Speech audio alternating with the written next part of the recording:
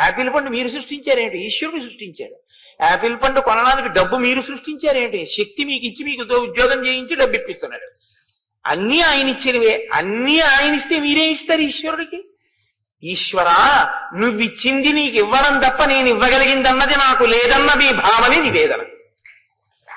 ఈ భావన మీకు కలిగిందనుకోండి, అది వినయానికి పరాకాష్ట. అదే నివేదన. ఆ నివేదన యొక్క ఫలితము ప్రసాదం.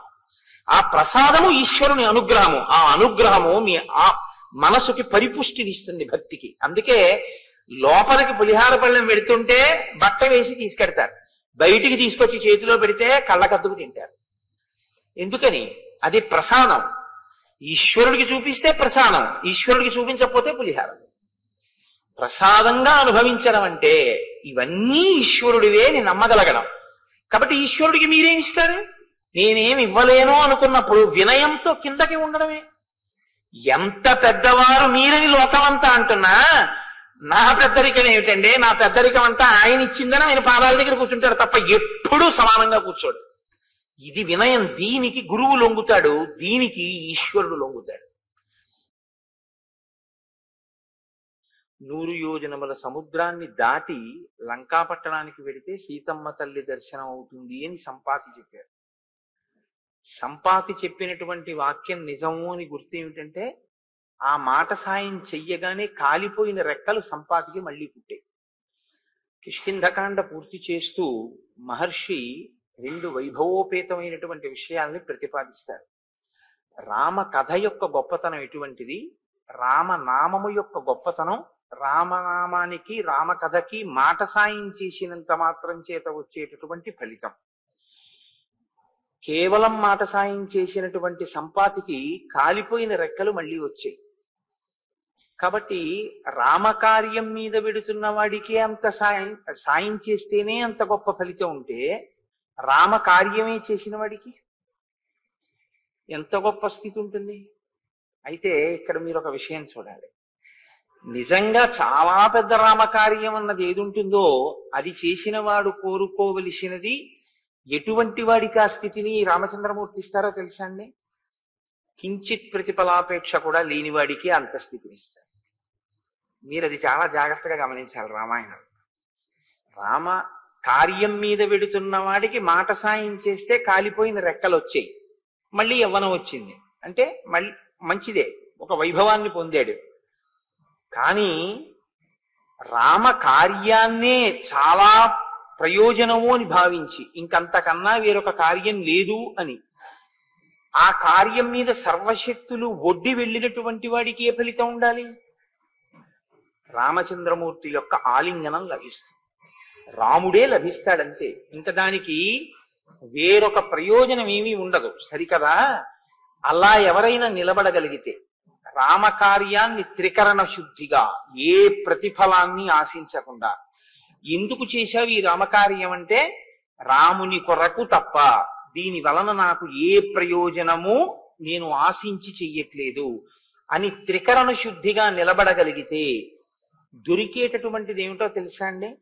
నేను నీకు ప్రత్యుపకారం చెయ్యలేను అన్న రామచంద్రమూర్తి యొక్క మాట. అంటే ఎంతటి సమున్న స్థితిని పొందుతారో చూడండి. ఇది ఎవరు పొందారంటే స్వామి హనుమ పొందారు. ఎందుచేత అంటే ఆయన సుందరకాండలో బయలుదేరినప్పుడు రామార్థం వానరార్థం చ చికీర్షం కర్మదుష్కరం సముద్రస్య పరంపారం దుష్ప్రాపం ప్రాప్తుమిచ్చసి అన్నారు విద్యాధరులు. రాముని కొరకు వానరుల కొరకు చేస్తున్నారు తప్ప ఆయన తన కొరకు తాను అని చేసినది కాదు సముద్ర తరణం. అంత కష్టపడి ఆయన వెళ్లి సీతమ్మ తల్లి దర్శనం చేసి వచ్చి సీతారాములు ఒకటవడానికి కారణంగా ఆయన నిలబడితే ఆయన పొందినటువంటి భాగ్యం ఏమి అంటే, నేను నీకు ప్రత్యుపకారం చెయ్యడం కుదరదు కాబట్టి మదంగే జీర్ణతాం యాతు ఎత్తయోపకృతం కపేహే అంటారు ఉత్తరాఖండలో. రామచంద్రమూర్తి నీకు నేను ప్రత్యుపకారం చెయ్యడం అన్నది కుదరదు హనుమా, కాబట్టి నువ్వు చేసిన ఉపకారం ఏదుందో అది నా శరీరమునందు జీర్ణమైపోవుగాక అంటారు. అంటే రాముడు కూడా ప్రత్యుపకారం చెయ్యగలను అని అనలేనంత గొప్ప స్థితిని పొందగలగడం త్రికరణ శుద్ధిగా రామకార్యాన్ని చెయ్యగలిగినటువంటి ప్రజ్ఞ ఏర్పరచుకోవడం. అయితే అది అంత తేలికైన విషయం కాదు. శ్రీరామాయణంలో మహానుభావుడు కారణ జన్ముడు కాబట్టి ఒక్క హనుమకి మాత్రమే అది లభించింది. నేను ఇప్పుడు కారణ జన్ముడు అన్న మాట వాడి ఉంటే హనుమ ఏ కారణం చేత అసలు జన్మించారో, ఆయన జన్మ వృత్తాంతం ఏమిటో, అది ఎలా సంభవించిందో ఇవాళ బ్రహ్మగారి తర్వాత బ్రహ్మగారి లాంటి వాడు రామాయణంలో జాంబవంతుడు. ఆత్మావై పుత్రనామాసి అని కదా, కొడుకు తండ్రి రూపంలో ఈ లోకంలో తిరుగుతూ ఉంటాడు అని. కాబట్టి ఇప్పుడు చతుర్ముఖ బ్రహ్మగారు ఈ సృష్టినంతటినీ చేసినటువంటి మహాపురుషుడైతే ఆయన యొక్క అంశతో వచ్చిన జాంబవంతుడు కూడా శ్రీరామాయణంలో అంత స్థితిని పొందాడు. అందుకే రామాయణంలో ఎక్కడెక్కడ ఏ విపత్కర పరిస్థితి ఏర్పడినా జాంబవంతుణ్ణి సంప్రదిస్తూ ఉంటారు. సాధారణంగా ఎప్పుడైనా మహర్షులకు కానీ దేవతలకు కానీ ఇబ్బంది కలిగితే ముందు వాళ్ళు వెళ్ళి ఎవరిని సంప్రదిస్తారు అంటే చతుర్ముఖ బ్రహ్మగారు. శ్రీరామాయణంలో జాంబవంతుణ్ణి సంప్రదిస్తూ ఉంటారు. ఆయన పెద్దరికం అటువంటిది. కాబట్టి ఇప్పుడు ఆయన పెద్దరికం ఏమిటో కిష్కింధకాండ పూర్తయ్యేటప్పుడు మహర్షి ఆవిష్కరిస్తారు. ఆయన వయసు రీత్యాను పెద్దరికం, వయసుతో పాటు ఆయన చేసినటువంటి కార్యాలు కూడా అంత దక్షతతో కూడుకున్నవి.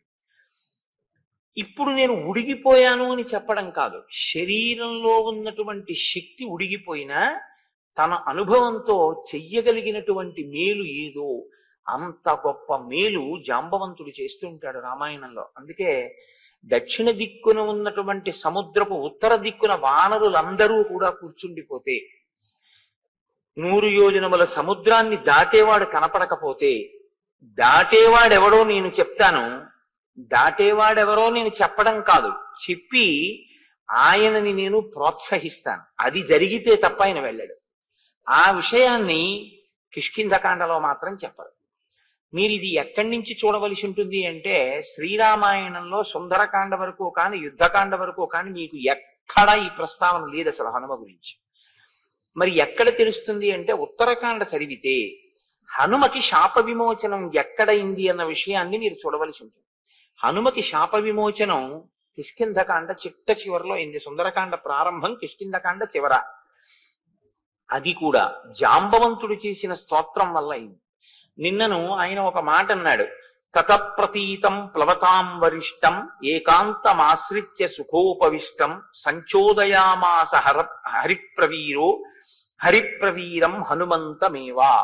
నేను ఇదిగో ఏకాంతంగా కూర్చున్నటువంటి వాడున్నాడే ఆ హనుమ, ఆయనే ఈ కార్యాన్ని చెయ్యగలడు. ఈ కార్యాన్ని చెయ్యగలిగినటువంటి హనుమ సమర్థత కలవాడైనప్పటికీ తన శక్తిని తాను మరిచి అలా కూర్చున్నాడు. నేను ఆయనని ప్రేరణ చేస్తాను అన్నాడు. ప్రేరణ చేస్తే గుర్తు రావడం ఏంటండి అంటే, ప్రేరణ చేస్తే గుర్తు రావాలి అంటే తన బలం తన చేత విస్మరింపబడి ఉండాలి. ఎందుకు విస్మరింపబడిందో, ఎందుకు ఆయన జ్ఞాపకం లేదో నేను మీకు కిష్కింధకాండ ప్రారంభమైన రోజున మనవి చేశాను.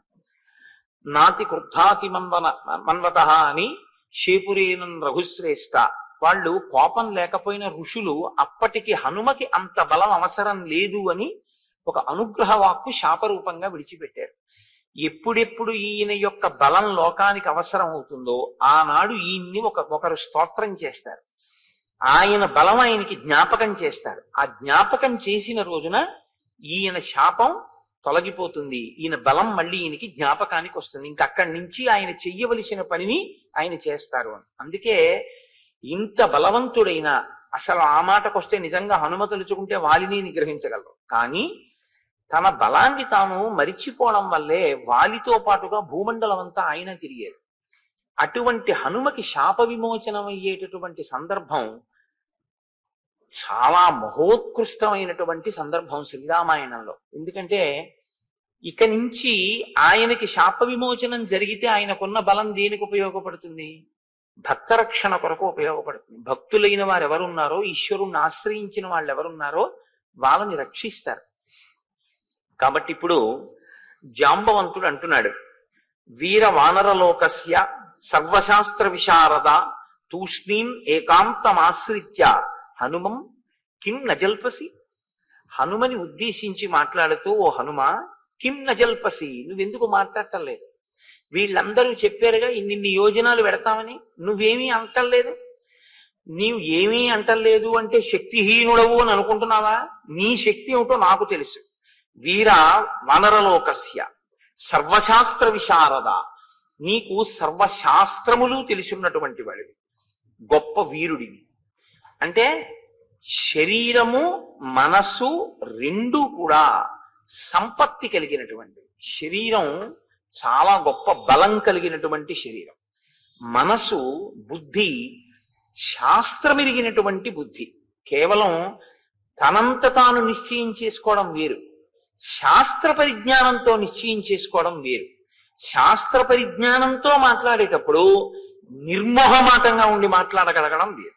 ఇది చాలా చాలా గొప్ప విషయం. ఎందుకో తెలుసా అండి? ధైర్యం అని ఒక మాట ఉంది. ధైర్యం అంటే మీరు కేవలంగా ఏదో ఒక విపత్కర పరిస్థితుల్లోకి చొచ్చుకుపోగలగడం అన్నదే మీరు అనుకోకండి. శాస్త్రాన్ని నమ్మినవాడు శాస్త్రాన్ని నమ్మినట్టు ఉన్న మాట ఉన్నట్టు మాట్లాడగలిగితే వాడు ధీరుడు, వాడు ధైర్యవంతుడు. ఎందుకంటే దాని వలన ఆయన నమ్మకం ప్రకాశిస్తుంది. ఆయన ఎంత నమ్మినవాడో, ఎంత చిత్తశుద్ధి ఉన్నవాడో ఆ సందర్భాన్ని బట్టి తెలుస్తూ ఉంటుంది. హనుమ అంత గొప్ప శాస్త్ర విశారదుడు, శాస్త్రం తెలుసున్నవాడు. తెలుసు కాబట్టి దాన్ని ఆయన అనుష్ఠాన పర్యంతంలోకి తీసుకొస్తారు. అందుకే మీరు ఎదర సుందరకాండలో వింటారు, నమస్కారం దగ్గర నుంచి ఏ కాలు పెట్టి లంకా పట్టణంలోకి ప్రవేశించాలి అన్నదాన్ని, ఎటువంటి శరీరంతో లంకా పట్టణంలో ప్రవేశించాలి అన్నదాన్ని, మాట్లాడేటప్పుడు ఎలా మాట్లాడాలి అన్న విషయాన్ని, రావణ దర్శనం చెయ్యాలి అంటే ఏది చేసి రావణ దర్శనాన్ని సాధించవచ్చు అన్నదాన్ని, ప్రతి చిన్న విషయాన్ని ఆయన ఎంత గొప్పగానో పర్యవలోకనం చేస్తారు. ఇది ఇంత గొప్ప ప్రజ్ఞ ఉన్నా అప్పుడప్పుడు చిన్ని వైక్లభ్యాలు వస్తూ ఉంటాయి, రాకపోవడం అన్నది ఉండదు. కానీ ఎవడికి శాస్త్ర పరిజ్ఞానం పక్కన భక్తి ఉందో వాడికి అటువంటి తొట్టుబాటు వచ్చినప్పుడు ఈశ్వరుడు వాడిని రక్షిస్తూ ఉంటాడు. నువ్వు తొట్టుపడ్డావు ఇవాళ, అలా తొట్టు పడకు అని మళ్ళీ ఉంచుకోగలిగినటువంటి శక్తిని ఇస్తాడు. ఇది మీరు చాలా జాగ్రత్తగా రామాయణంలో గమనించవలసి ఉంటుంది.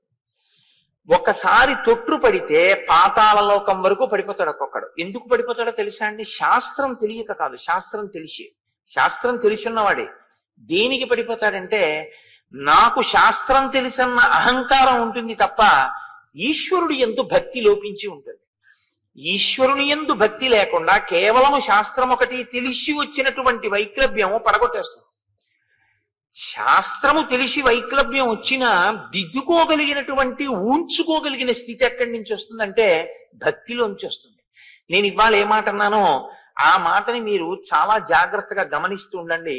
హనుమ విషయంలో ఇది మీకు ప్రస్ఫుటంగా తెలుస్తూ ఉంటుంది. ఆయన కూడా అక్కడక్కడ కొద్దిగా తప్పటడుగు వేస్తూ ఉంటారు. మండోదరిని చూసి సీతమ్మ అనుకుంటూ ఉంటారు. సీతమ్మ కనపడలేదని నే చచ్చిపోతానంటారు. కానీ ఎక్కడెక్కడ హనుమ అటువంటి ఉద్వేగాన్ని పొందుతారో అక్కడక్కడ ఈశ్వరుడు ఆయనకి అండగా వచ్చి కాపాడుతూ ఉంటాడు. ఎందుకు వచ్చి కాపాడతాడు అంటే ముందు ఆయన బుద్ధిని నిలబెడుతుంటాడు. బుద్ధి నిలబడితే కదండి శరీరం నిలబడ్డం. బుద్ధి నిలబడలేకపోతే శరీరంలో బలం ఉండి ప్రయోజనం ఏమిటి? ఇది హనుమయందు ప్రకాశించేటటువంటి గుణం. కారణం ఏమిటంటే ఆయన భక్తి తత్పరత. అందుకే కొద్దిగా ఒడుదుడుకులు వచ్చినా ఉంచుకోగలిగిన వాడు ఎవరంటే, నిలబడగలిగిన వాడు ఎవరంటే భక్తి కలిగిన వాడే. ఆ భక్తి అంటూ ఉందనుకోండి, అది ఎన్ని ఇబ్బందుల నుంచి అయినా బయటపడేస్తుంది. అదొక్కటి లేదనుకోండి, ఎప్పుడైనా జారిపోయే ప్రమాదం ఉంటుంది. ఎందుకంటే అహంకారం అనేటటువంటిది పక్కన పెరిగిపోతూ భక్తి తరిగిపోతే తాను ఏది చదువుతాడో దాని మీదే నమ్మకం లేని స్థితికి వెళ్ళిపోతాడు. అప్పుడు ఏమవుతుందంటే ప్రమాదంలోకి జారిపోతాడు. రావణాసురుడు యందు ప్రకాశించేటటువంటి లక్షణం అదే.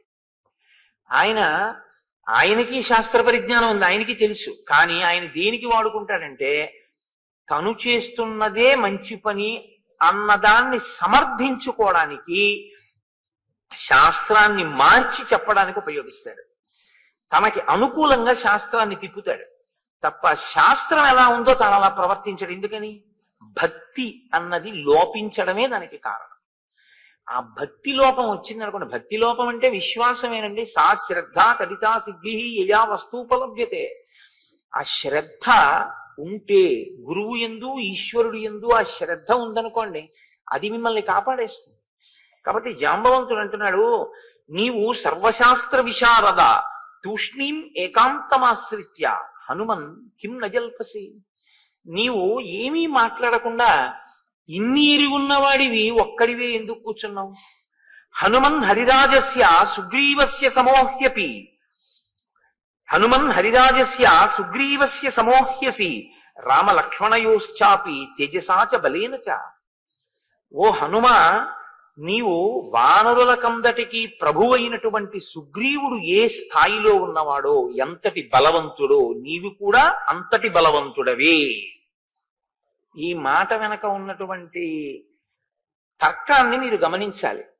ప్రభువుతో సమానమైనటువంటి బలవంతుడు అనుకోండి, ప్రభువుతో సమానమైన శాస్త్ర పరిజ్ఞానం ఉన్నవాడు అనుకోండి, నేను ఈయన మాట వినేది ఏమిటనేటటువంటి లక్షణం ఒకటి ఉంటుంది.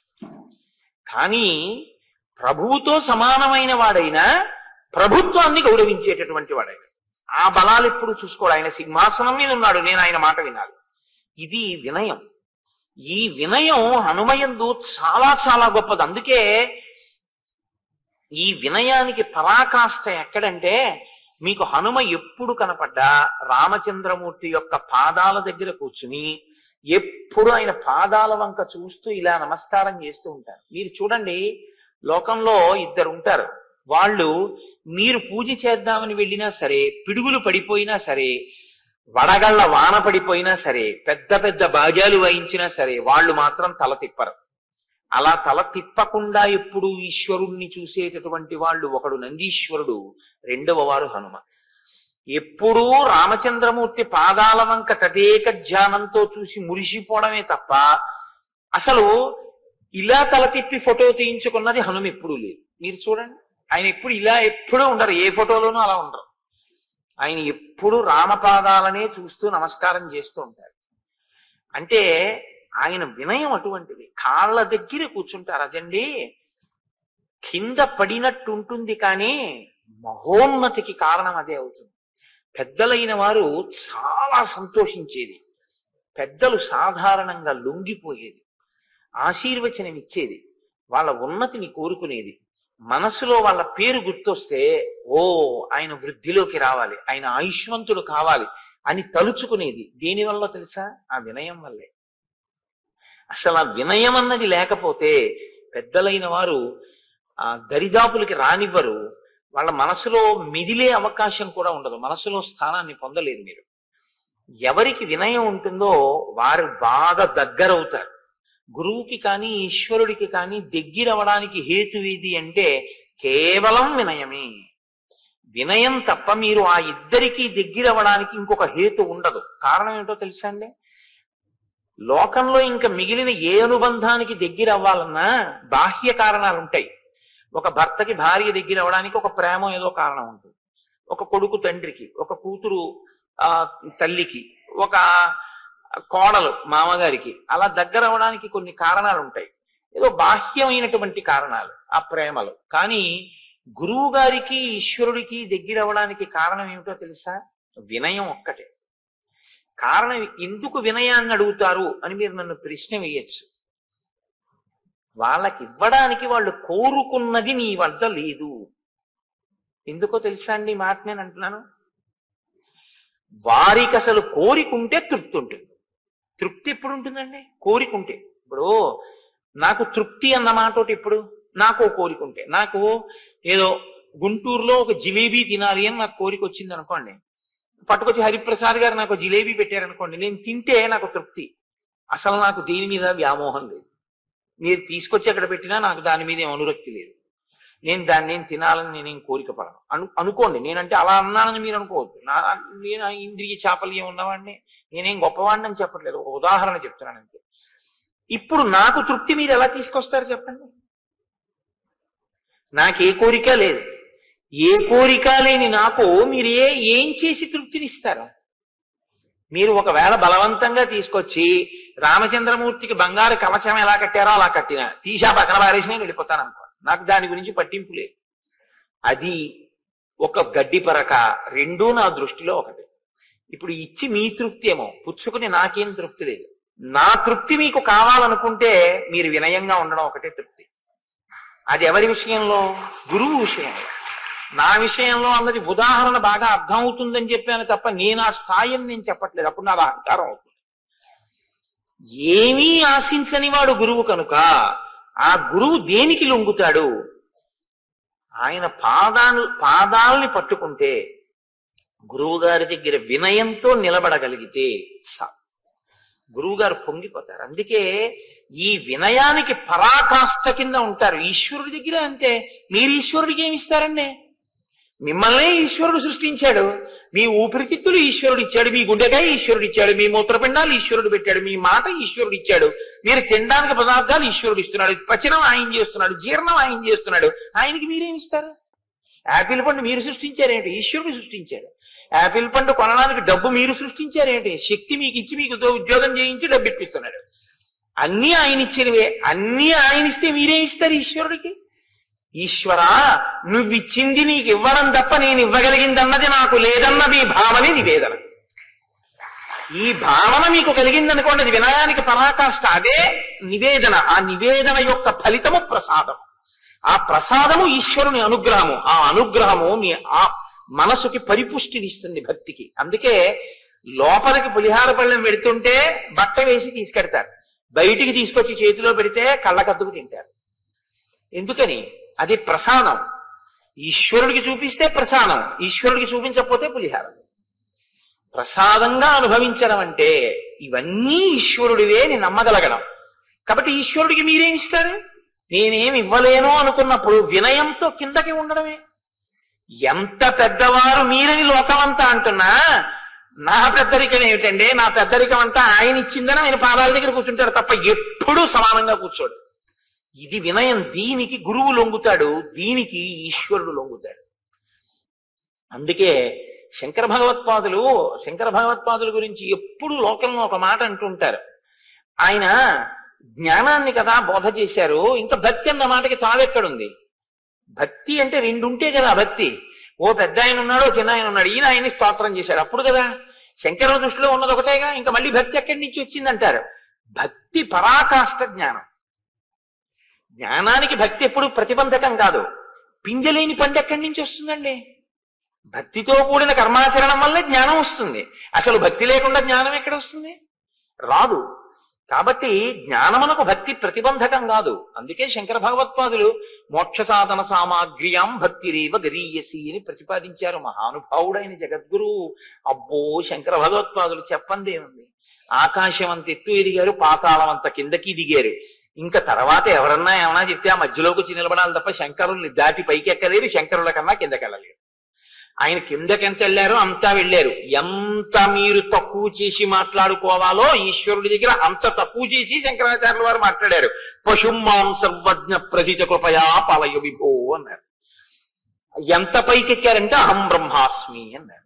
ఇప్పుడు ఇంకా మీరు అంతకన్నా పైకేం పెడతారు, ఇంతకన్నా కిందేం పెడతారు. కాబట్టి మీరు ఎంతమంది వచ్చినా, తర్వాత ఎవరు వచ్చినా, ఏం మాట్లాడినా ఈ రెండింటి మధ్యలోనే మాట్లాడాలంతే. కాబట్టి శంకరుల కన్నా కిందకెళ్ళలేరు, శంకరుల కన్నా పైకెళ్ళలేరు. అది శంకరుల యొక్క తత్వం అంటే. వ్యోమవత్ వ్యాప్త దేహాయ.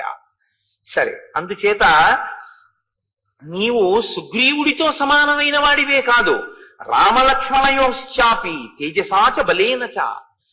రామలక్ష్మణులిద్దరూ తేజస్సులో ఎంత గొప్పవారో, బలములో ఎంత గొప్పవారో, నీవు కూడా తత్తుల్యమైన వాడవు. అంతే బలము, అంతే తేజస్సు ఉన్నవాడవు. అంటే రామలక్ష్మణులతో సమానమైన స్థాయి కలిగినటువంటి వ్యక్తి హనుమ.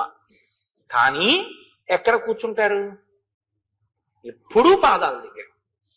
ఎదిగినా ఒదగడం నేర్చుకోవాలి అంటే హనుమ యొక్క ఉపాసన చేసి తీరాలి. అందుకే మనకి లోకంలో చిన్న పిల్లలతో కూడా మనం ఎవరిని ఆరాధన చేయిస్తామంటే ఇద్దరిని ఆరాధన చేయిస్తాం. ఒకరు వినాయకుడు, ఒకరు హనుమ.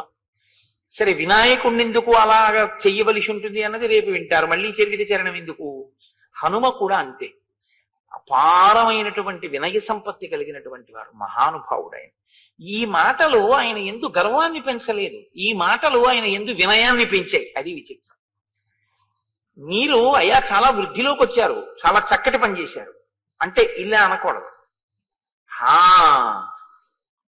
ఆయన చేత నేను పొందినటువంటి ప్రశంసా వాక్యం, అరే నేను వాడిని ఎందుకన్నాను అలాగా, ఎంత పాడయ్యాడు ఇప్పుడు అని ఆయన పశ్చాత్తాపడవలసినటువంటి రోజు రాకుండుగాక అని ఎప్పుడూ అడగాలి. అందుకే ఒక గురువు దగ్గరికి వెడితే శిష్యుడు ఎప్పుడూ చెప్పవలసిన మాట ఏమిటో తెలుసా అండి? గురువు గారు, నా నడవడి చేత మీ కీర్తికి ఎన్నడూ కళంకము కలకకుండుగాక. ఫలానా ఆయన గురువు గారు అని మిమ్మల్ని సమాజం ఎప్పుడైనా మిమ్మల్ని మీ శిష్యుడు కదూ అయినా అన్నప్పుడు మంచి శిష్యుణ్ణి తయారు చేశారండి అని మిమ్మల్ని శ్లాఘించాలి తప్ప, ఏమండి మీ శిష్యుడు అటువంటి వాడిని తయారు చేశారు అన్ననాడు గురువు తల ఉంచుకోవలసి వస్తుంది. కాబట్టి నా నడవడి ఎన్నడూ అలా ఉండకుండుగాక అని మనం గురువు గారి దగ్గర ప్రతిజ్ఞ చేసుకుంటూ ఉండాలి. ఎప్పుడు గురువు గారి దగ్గర చెయ్యవలసిన ప్రతిజ్ఞ అదే తప్ప గురువుకి నువ్వు చేయగలిగినది ఏది ఉండదు. ఎందుకో తెలుసా అండి? ఆయన నిత్యతృప్తుడు, ఆయన ఎప్పుడూ తృప్తితోనే ఉంటారు. అటువంటి తృప్తి కలిగి ఆంతర తృప్తి, అది ఆశ్చర్యకరమైన విషయం. అసలు కోరిక పుట్టదు, అజాత శత్రువు అన్నట్టే ఆ గురువు యందు కోరిక అన్నది పుట్టదు. అసలు పుట్టనప్పుడు మీరు ఏం చేస్తారండి? ఇంకా ఆయన్ని మీరు చేయడానికి ఏం ఉండదు. అది అందుకే ఆ గురుత్వాన్ని పొందడం, ఆ గురుత్వమునందు నిలబడగలగడం చాలా గొప్ప విషయం. అది ఈశ్వరానుగ్రహం చేత మాత్రమే సంభవిస్తుంది. ఆ గురువు, ఆ ఈశ్వరుడు ఎవరిని అనుగ్రహిస్తారో, అనుగ్రహం ఎవరికి ఉంటుందో వాళ్ళకి మాత్రమే గురువు చెప్పిన మాట మనసులో నిలబడి అనుష్ఠానంలోకి వెడుతుంది. గురువు గారి అనుగ్రహాన్ని మీరు పొందలేకపోయారనుకోండి, మీరు ఎన్ని వినండి గురువు గారి దగ్గర చెప్పినవి, అవి మీ యందు బుద్ధి రూపంలో మాత్రం ప్రకాశించలేవు, తేడా వచ్చేస్తుంది. ఈ రహస్యం ఎక్కడ చెప్పారో తెలుసా అండి? ఇవాళ సమయం చాలదని నేను విడిచిపెట్టాను కానీ ప్రహ్లాదోపాఖ్యానంలో ఉంది రహస్యం. ఎందుకని అంటే, లీలావతి గర్భంతో ఉన్నప్పుడు నారదుడు లీలావతిని తీసుకెళ్లిపోయాడు. దేవేంద్రుడు తీసుకెళ్లిపోతుంటే నారదుడు వచ్చి దేనికి తీసుకెళ్తున్నావు అని అడిగాడు.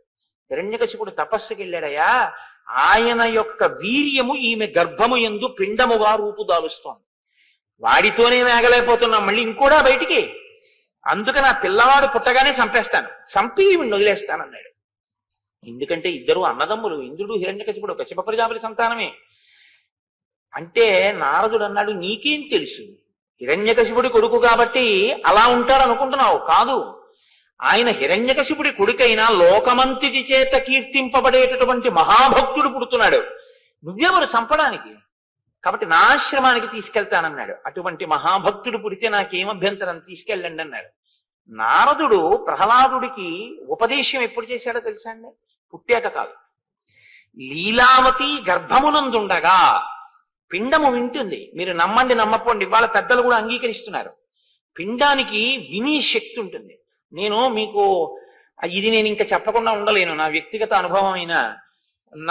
నా ఇంటికి ఒకనకొకప్పుడు కాకినాడలో ఒక దంపతులు వచ్చారు.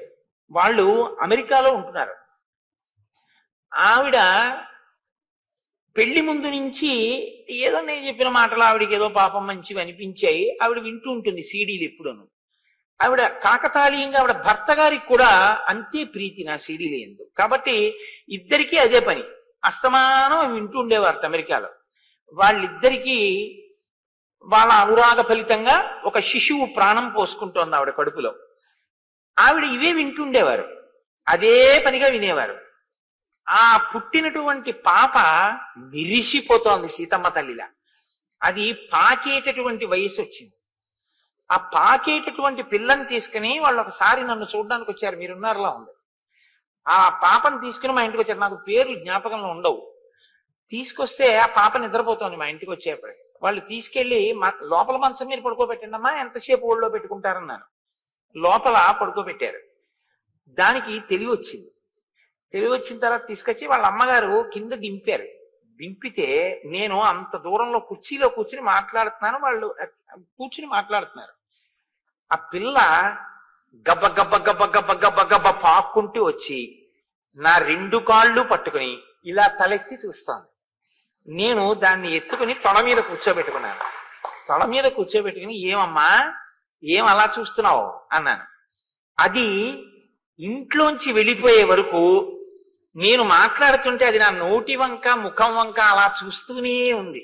అంటే అది తల్లిగారి గర్భంలో ఉండగా నా మాటలు అదే పనిగా విని అది నిద్రపోతున్నది నా మాటలకు ఉలిక్కి పడలేచింది.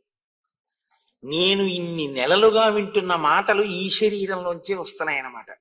అందుకని అది నా నోటిని నా ముఖాన్ని ఆశ్చర్యంగా అలా చూస్తూ కూర్చుంది ఒళ్ళో. కాబట్టి వింటాయి గర్భస్థ పిండాలు. నారదుడు చెప్పినటువంటి మాటలు లీలావతి తల ఊపుతూ వింది. లోపల ప్రహ్లాదుడు విన్నాడు. ప్రహ్లాదుడు బయటకు వచ్చాడు. లీలావతి అంతఃపురానికి వెళ్ళింది. అంతఃపురంతో ప్రహ్లాదుడు వెళ్ళాడు. లీలావతి మరిచిపోయింది, ప్రహ్లాదుడికి గుర్తుండిపోయింది. ఇది రాక్షసుల పిల్లలతో చెప్తూ ప్రహ్లాదుడు ఒక రహస్యం చెప్పాడు. ఆయన అన్నాడు, వెల్లిగొన నాటి నుండి అనుగ్రహం చేత, గురువు గారి యొక్క అనుగ్రహం చేత. గురువు యొక్క అనుగ్రహం, ఈశ్వరానుగ్రహం ఎక్కడుంటాయో అక్కడ గురువు గారి నోటి వెంట వచ్చినటువంటి మాటల్ని మరిచిపోవడం ఉండదు. మనసు తిప్పి తిప్పి తిప్పి తిప్పి అనుష్ఠానంలోకి తీసుకొస్తుంది. అది లేదనుకోండి మరుపు కిందకి వెళ్ళిపోతుంది. కాబట్టి ఒక్కొక్కరి యందు విన్న విషయాలు, తెలుసుకున్న విషయాలు ఇంకా వినయం వైపుకి తీసుకెడతాయి. కారణం ఏమిటంటే అది కారణ జన్ములంటే. తప్ప మీరు ఫలానా వారితో సమానం అండి అన్నారు అనుకోండి, అంతే. ఇంకా వారే ఉందండి వాళ్ళతో సమానం నేనంటే ఇంకేమిటి అహంకారం. అలా అంటారు కానండి, ఆయన నేను సమానమా? అసలు నన్ను మాట్లాడిస్తున్నది ఆయన మహానుభావుడు అనగలిగితే నీకు వినయం ఉన్నట్టు. కాబట్టి చూడండి, హనుమన్ హరిరాజస్య సుగ్రీవస్య సమోహ్యసి రామలక్ష్మణయోశ్చాపి తేజసాచ బలేన చ. తేజస్సు యందు బలము యందు నువ్వు రామలక్ష్మణులతో సమానమైనటువంటి వాడివి.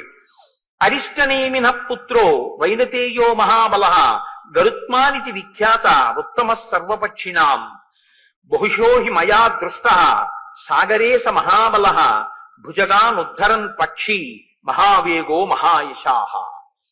వైనతేయుడై కశ్యప ప్రజాపతికి వినతయందు జన్మించినటువంటి సంతానంలో ఒకడైనటువంటి గరుత్మంతుడు అపారమైన వేగంతో సముద్రంలో ఉండేటటువంటి పావుల్ని తన్నుకుపోతుండగా నేను ఎన్నో పర్యాయాలు చూశాను.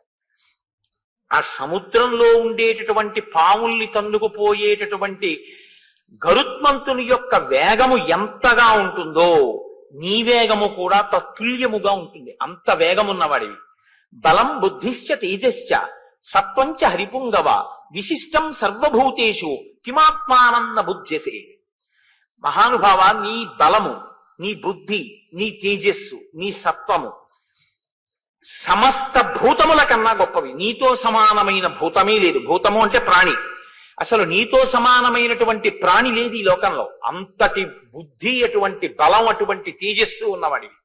అటువంటి వాడివి ఇలా కూర్చుని ఉంటావా? నీవు ఇంత తేజస్సుతో ఇంత గొప్పవాడిగా పుట్టడం అన్నది నీవు పుట్టిన తరువాత సంపాదించుకున్నది కాదు. నీకు పుట్టుకయందే అనుగ్రహింపబడినది. అసలు పుట్టి పుట్టగానే నీకు వచ్చింది. నీ జన్మయే కారణ జన్మ. ఏదో ప్రయోజనం లేకుండా నీకింత బలం కలగదు. ఏదో కారణం లేకుండా నీకింత తేజస్సు ఇవ్వరు. కాబట్టి ఇంతటి తేజోమూర్తిగా నువ్వు జన్మించావు. ఇక్కడ ఎప్పుడూ కూడా మీరు ఒకటి గమనించవలసి ఉంటుంది. మీరు ఇటువంటి విషయాలు వినేటప్పుడు కారణ జన్మల యొక్క జన్మకి సంబంధించినటువంటి విషయాన్ని లౌకికమైనటువంటి దృష్టితో మీరు విచారణ చేయకూడదు ఎప్పుడు కూడా. ఎందుకో తెలుసా అండి? అది పరాశక్తి యొక్క అనుగ్రహం చేత జన్మిస్తారు. అందుకే అసలు ఒక్కొక్క మహానుభావుడు జన్మించేటప్పుడు ఆయన జన్మిస్తే అటువంటి గొప్ప తేజోమూర్తిని భరించగలిగినటువంటి క్షేత్రం ఉండదు. ఈశ్వరుడి అవతారాన్ని భరించగలదేమో కానీ మహర్షుల యొక్క తేజస్సుని భరించి వహించగలిగిన క్షేత్రాలు ఉండవు. నేను మీతో యథార్థం చెప్తున్నా. రామచంద్రమూర్తిని కనగలిగిన కడుపు ఉంటుందేమో, వశిష్ఠ మహర్షిని కనగలిగిన కడుపు ఉండదు. అందుకే వాళ్ళు కుంభ సంభవులు. ఒక కలశలోంచి ఉద్భవించారు వాళ్ళు. కారణం ఏమిటంటే ఆ తేజస్సుని భరించడం కష్టం. సుబ్రహ్మణ్యోత్పత్తిలో మీరు విన్నారు, ఏ క్షేత్రం భరించగలిగింది ఈశ్వర తేజస్సుని? అవి భరించలేదు. కాబట్టి భరించగలిగినటువంటి క్షేత్రము యందు ప్రవేశపెడతారు. ఆ తేజస్సుని ప్రవేశపెట్టి ఆ తేజస్సుతో కలిపి కారణజన్ములుగా వస్తారు. తప్ప ఒక పతివ్రత యొక్క శీలాన్ని హరించడం లక్షణంగా దేవతలు ప్రవేశపెట్టారు. అందుకే శీలాపహరణం లేకుండా యోగ్యమైన క్షేత్రమునందు తేజస్సు ప్రవేశపెట్టి ఆ రూపంగా పుడితే తప్ప దేవతా కార్యం జరగదు అంటే ఆ రూపంగా జన్మించడానికి వీలుగా గర్భస్థం చేస్తారు. అందుకే శ్రీరామాయణంలో చాలా మంది వానరులు ఆశ్చర్యకరమైనటువంటి జన్మలు స్వీకరించిన వారు. అలా పుట్టిన వాళ్ళల్లో వాలి సుగ్రీవులు కూడా స్త్రీ యందు జన్మించిన వారు కారు. వృక్షకరజస్సు అని ఆయన గురించి ఉత్తర రామాయణంలో చాలా విశేషంగా ఉంది. ఆయన చతుర్ముఖ బ్రహ్మగారికి ఒకనకొకప్పుడు సమాధి నిష్టలో ఉండగా కన్నుల వెంట నీరు కారింది. ఇట్నుంచి కారితే దుఃఖమని, ఇట్నుంచి కారితే అది ధ్యానావస్థలో వచ్చేటటువంటి బాష్పధారలని అంటారు. ఆ బాష్పధారలు పడుతుంటే ఆయనకి ఎందుకో బుద్ధి పుట్టి తన చేత్తో పట్టుకున్నారు ఆ నీటి చుక్కలు. అందులోంచి పుట్టాడు ఒక వానరుడు, వృక్షకరజస్సు అని. ఆ పుట్టినటువంటి వానరుణ్ణి ఆయన భూమండలం మీద విడిచిపెట్టి నువ్వు అక్కడ పళ్ళు కాయలు తింటుండు అన్నారు. ఆయన పళ్ళు కాయలు తింటూ ఒకానొకప్పుడు ఒక సరస్సులో ఆయన ఎప్పుడు ఇంకో ప్రాణిని ఎదురుగుండా చూసింది లేదు. ఎప్పుడు ఏవో పళ్ళు కాయలు తింటూ బ్రహ్మగారు చెప్పిన ప్రదేశంలో బతుకుతున్నాడు. ఒకప్పుడు ఒక కైలాస పర్వతం దగ్గర ఉన్నటువంటి సరోవరం దగ్గరికి వెళ్ళి ఆ నీటిలోకి చూశాడు. అసలు నీటిలోకి ప్రతిబింబం చూసుకోకూడదు, ఆయుక్షీణం అవుతుంది కాబట్టి నీటిలోకి చూశాడు. ఇంకో వానరం కనబడితే ఆయన ఇంకో వానరం వచ్చిందనుకుని దాంతో యుద్ధం కోసం నీళ్లలో దిగాడు. ఆ నీళ్లలో దిగితే వానరం కనపడలేదు. నీళ్లకి దిగిపోతే ఇంకా ప్రతిబింబం ఏముంటుందండి? ఆయన పైకి ఎక్కాడు, ఆరదైపోయాడు. ఒక రోజు ఉంటుంది ఆ స్త్రీత్వం. ఇప్పుడు వెంటనే ఆయన యందు ఇంద్రుడు సూర్యుడు మోహం పొందారు. ఇంద్రుడు తన తేజస్సును ఆయన శిరస్సు మీద విడిచిపెట్టాడు. అది వాలం దాకా వెళ్లి వాలి పుట్టాడు. సూర్య భగవానుడు ఆ స్త్రీయత్వాన్ని పొందినటువంటి వానరుణ్ణి చూసి మోహాన్ని పొంది ఆయన కంఠం మీద విడిచిపెట్టాడు తన తేజస్సుని. సుగ్రీవుడు పుట్టాడు. ఇవి విన్నప్పుడు ఎలా ఉంటుందో తెలుసా అండి? ఏమిటండి ఈ కథలు?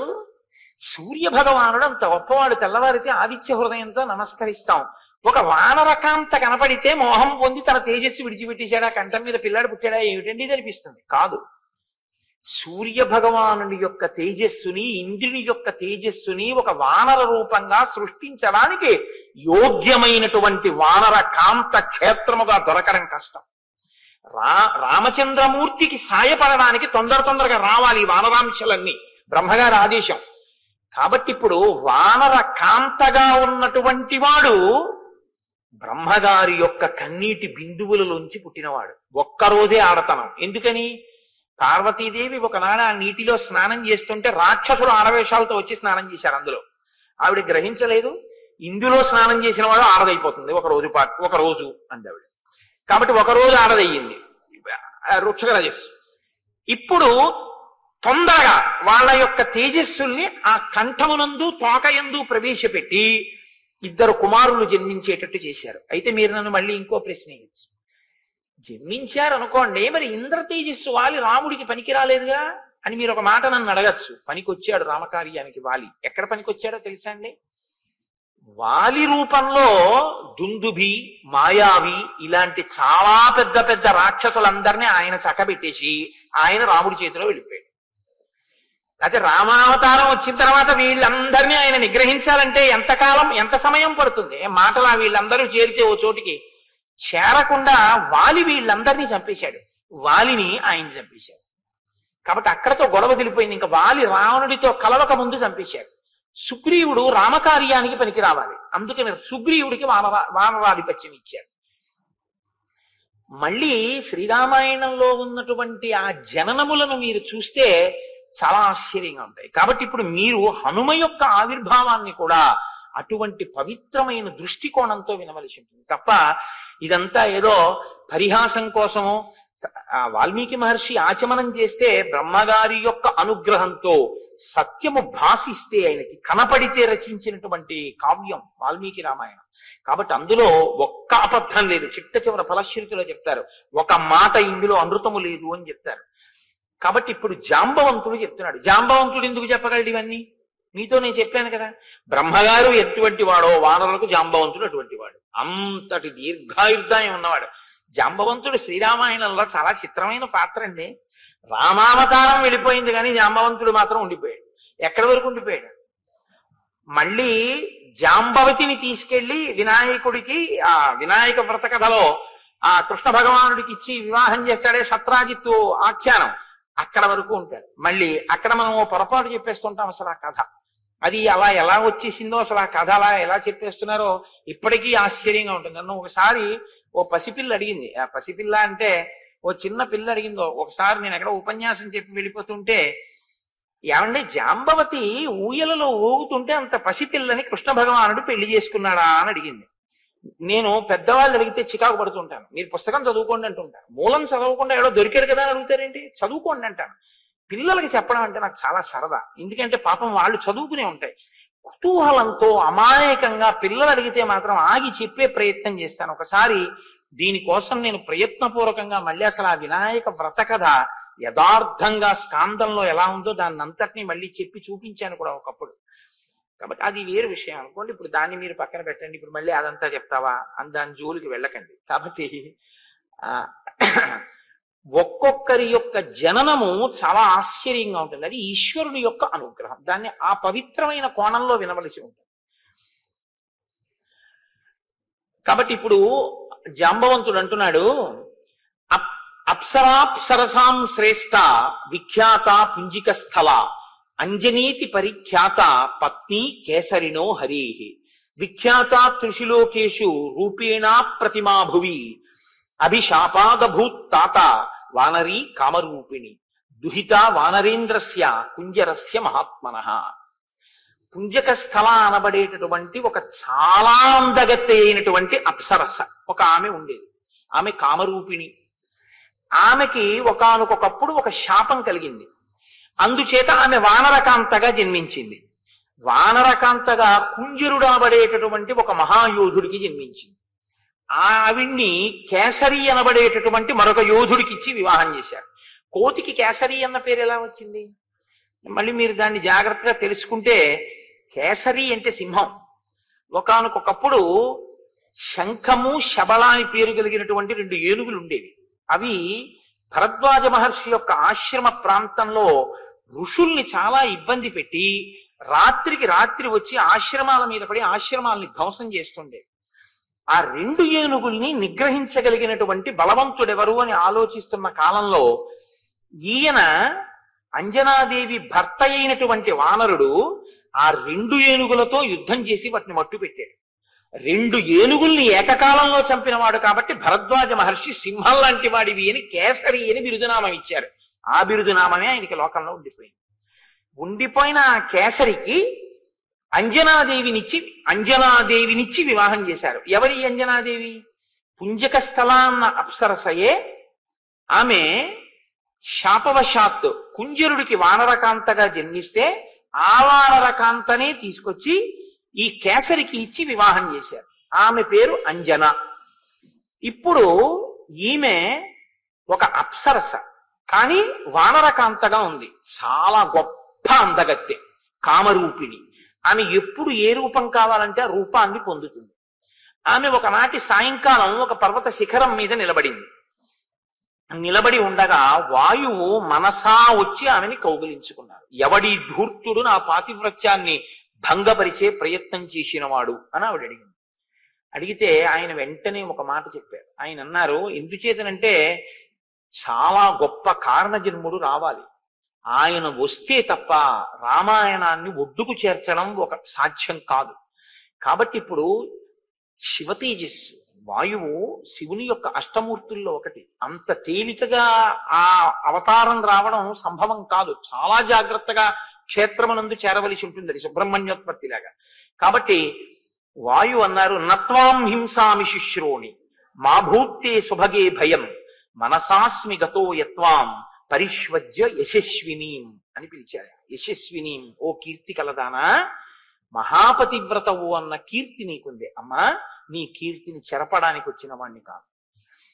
దేవతా కార్యము నిర్వహింపబడడానికి ఒక అత్యంత తేజోవంతుడైనటువంటి పిల్లవాడొకడు వానరుడిగా జన్మించాలి. నువ్వు వానర కాంతగా ఉన్నావు కాబట్టి నా తేజస్సుని మనసా చేరుస్తాను. అప్పుడు నువ్వు ఆ తేజస్సుని లోపల వానరంగా వృద్ధి చేసి ప్రసవించవలసి ఉంటుంది.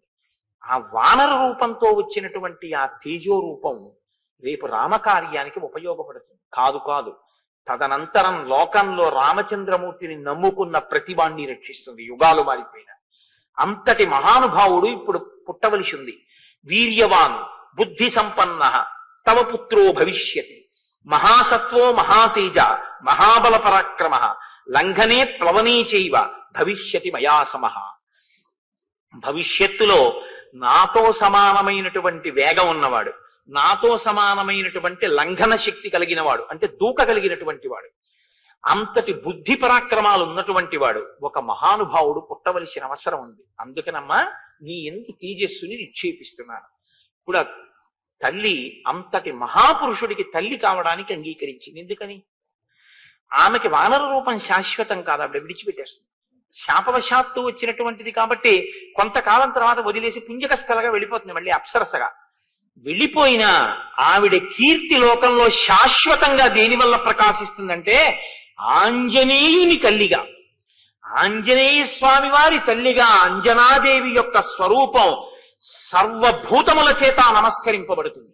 ఒక అప్సరస ఇంత నమస్కార యోగ్యతని పొందడం అసాధారణమైనటువంటి విషయం. అందుకే అంజనాదేవి తల్లిగా అంత కీర్తిని పొందుతాం. అందుకే యశస్విని అన్నారు. అమ్మా అటువంటి బిడ్డని కడుపున పుట్టబోతున్నాడు. ఆవిడ చాలా సంతోషించింది. సంతోషించి ఒక వానరాన్ని ఒక గుహలో ప్రసవించింది. నేను మీకు మనవి చేశాను ఉత్తర కాండలోంచి. పుట్టగానే హనుమ నువ్వు సూర్యమండలానికి ఎగిరావు పండు అనుకుని సూర్యబింబాన్ని. ఆ సూర్యబింబాన్ని చెనకుతున్న సమయంలో ఇంద్రుడు నిన్ను వజ్రం పెట్టి కొట్టాడు.